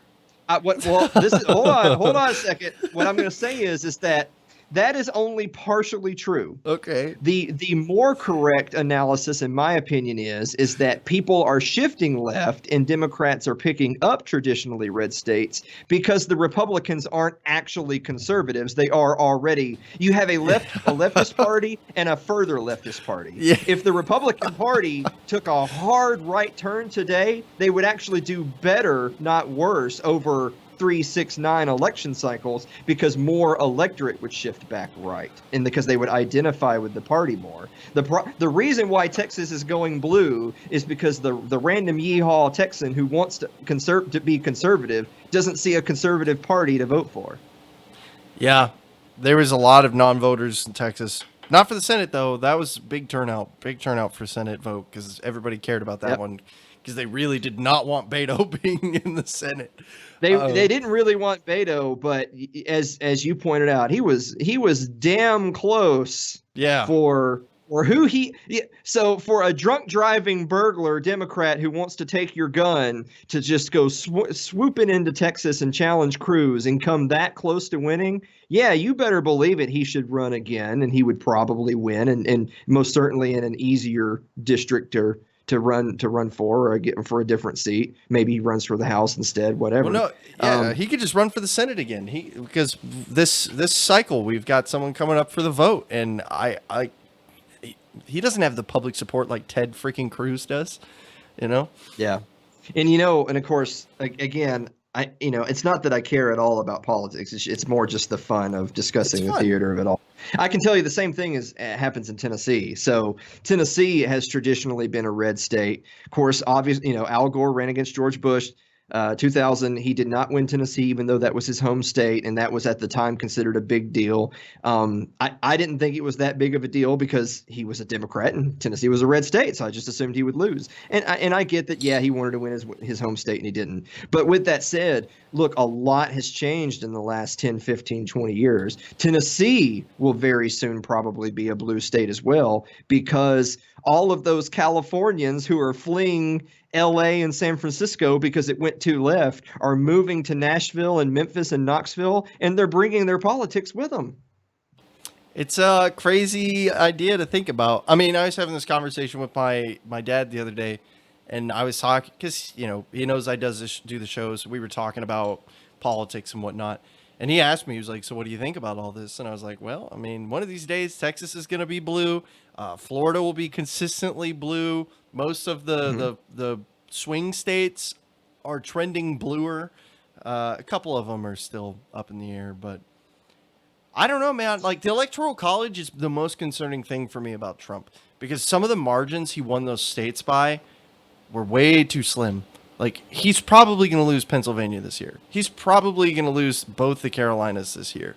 And I think he only got South Carolina last time anyways. And it's just, Florida, almost guaranteed to lose Florida. So it's, you start throwing things out there like that, and it's like, okay, well, maybe he'll win Ohio. And, like, if he loses Texas, like, what do? You can't win as a red person if you lose California and Texas. You could get every swing state, and it wouldn't make up for Texas. I mean, yeah. So, yeah, again, just talking about the theater of it all, it's just, there are scenarios where he doesn't win this one. That's all I want to make. Everybody thinks it's just in the bag. It's not that clean cut, but obviously incumbents rarely lose, et cetera, et cetera. I've been over that. So, yeah.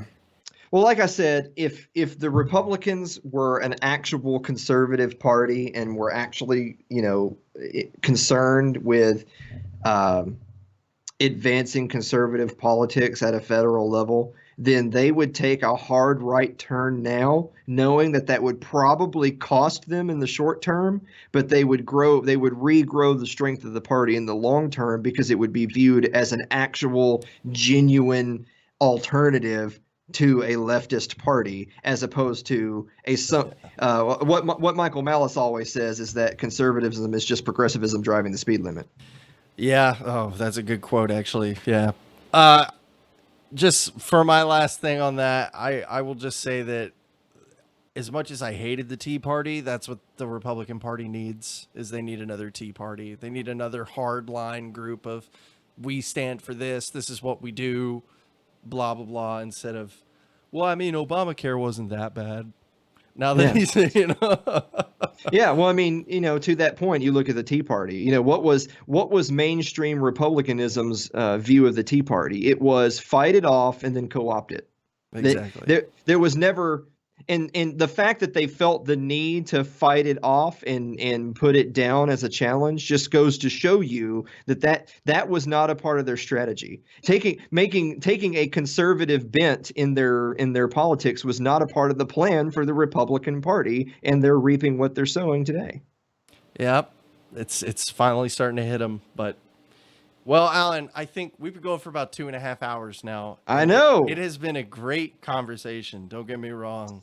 And you haven't even asked me if a hot dog is a sandwich yet. Oh, yeah. Well, that's one of those unholy questions that we don't ask on this sophisticated program. So, no. What do you? Okay, I'll bite. What is a hot dog a sandwich? Yes or no? Of course it is. Any real libertarian knows that a hot dog is a sandwich. I think there's a good case to make. And is cereal soup? Of course, cereal is a soup. But now, of course, keep in mind, we're talking, you got to be clear. A hot dog sandwich is a hot dog on bread. It's not literally just the hot dogs. That's just a piece of sausage. Yeah. Cereal is soup if you have a bowl with cereal with milk in it, because milk is the broth, and your Cheerios, that makes the soup. Okay. And then, of course, we've now debuted more recently legendary question number 3. I'll give this one to you. Is a Pop-Tart a ravioli?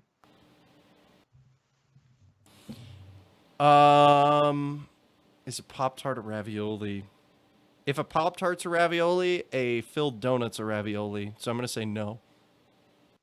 Okay, well, see, now I know you're a filthy statist. So because indeed a Pop-Tart is, in fact, a piece of ravioli. So they're both made of dough. A jelly donut is a ravioli?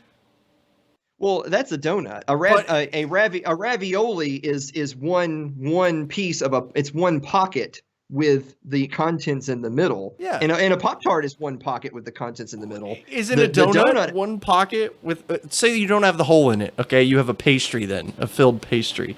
It's got your jelly filling in the inside of it. It's a dough pocket with your jelly in the middle. Okay, yeah, if there's no hole, then yeah, that's a piece of ravioli. Oh my God.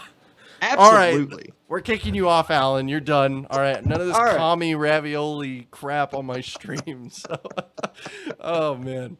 That's good. All this, all this talk, and it all comes down to the ravioli. I thought we could be friends. It was going so great. Yeah. But All right. Fair enough. it was absolutely fantastic to have you on the stream. I'm sorry to kick you off. We will have to have you back on one of these days and do some more conversations because I know there's more to talk about. And Alan, go ahead, plug all your stuff for me, please. I know I did some at the beginning, but They can follow the Gold Standard with Alan Mosley on social media, which is facebook.com/TGS Alan Mosley. Twitter is @Alan M. Mosley, but you don't have to do any of that. You can just go to our website, which is thegoldstandardpodcast.com. I used to be the Gold Standard with Alan Mosley. Now I'm known as the Gold Standard with the guy who interviewed Ron Paul. there we go. But we keep it Gold Standard with Alan Mosley because it's a shorter name. Fantastic. Yep. And you guys are already on my YouTube channel. Do you have a Patreon or anything like that before we move on? I do. Bump So it. you Bump know it. this. It is patreon.com/TGS Alan Mosley. So it's kind of like Tom Woods, where you just put Woods and check out of everything you buy. If you go to every website and type TGS Alan Mosley and see what comes up, you might find something. So if you like what we're doing, you want to support the show, this is what I need. I need like 400 patrons that give me $5. Or 5 patrons that give me $400. But either way, that's patreon.com/TGS Alan Mosley. There we go. Awesome. I'm glad I remembered that. Everybody's got one, but sometimes they're scared to plug them. So I felt like I'd go ahead and ask. Great stuff from you. So yeah, if you guys are here, you already know where the YouTube page is. Thanks for coming out and watching the live stream. We have libertyafterdark.net where you can get me at contact@libertyafterdark.net. We have the Facebook page over at Liberty After Dark, and we do also have a Patreon, patreon.com/libertyafterdark. Even $1 going our way helps to support the show. So I appreciate everybody that's a part of that. Alan, do you have anything else you want to say before you go? God, I hope not. We've already solved all the world's problems, but thank you so much for having me. Oh yeah, it was tons of fun. Thanks again to the people in the chat who are here. This should be available in a podcast in about 4 to 5 days. And if you're listening to it in a podcast form, don't forget to like and subscribe for future content. Y'all take it easy.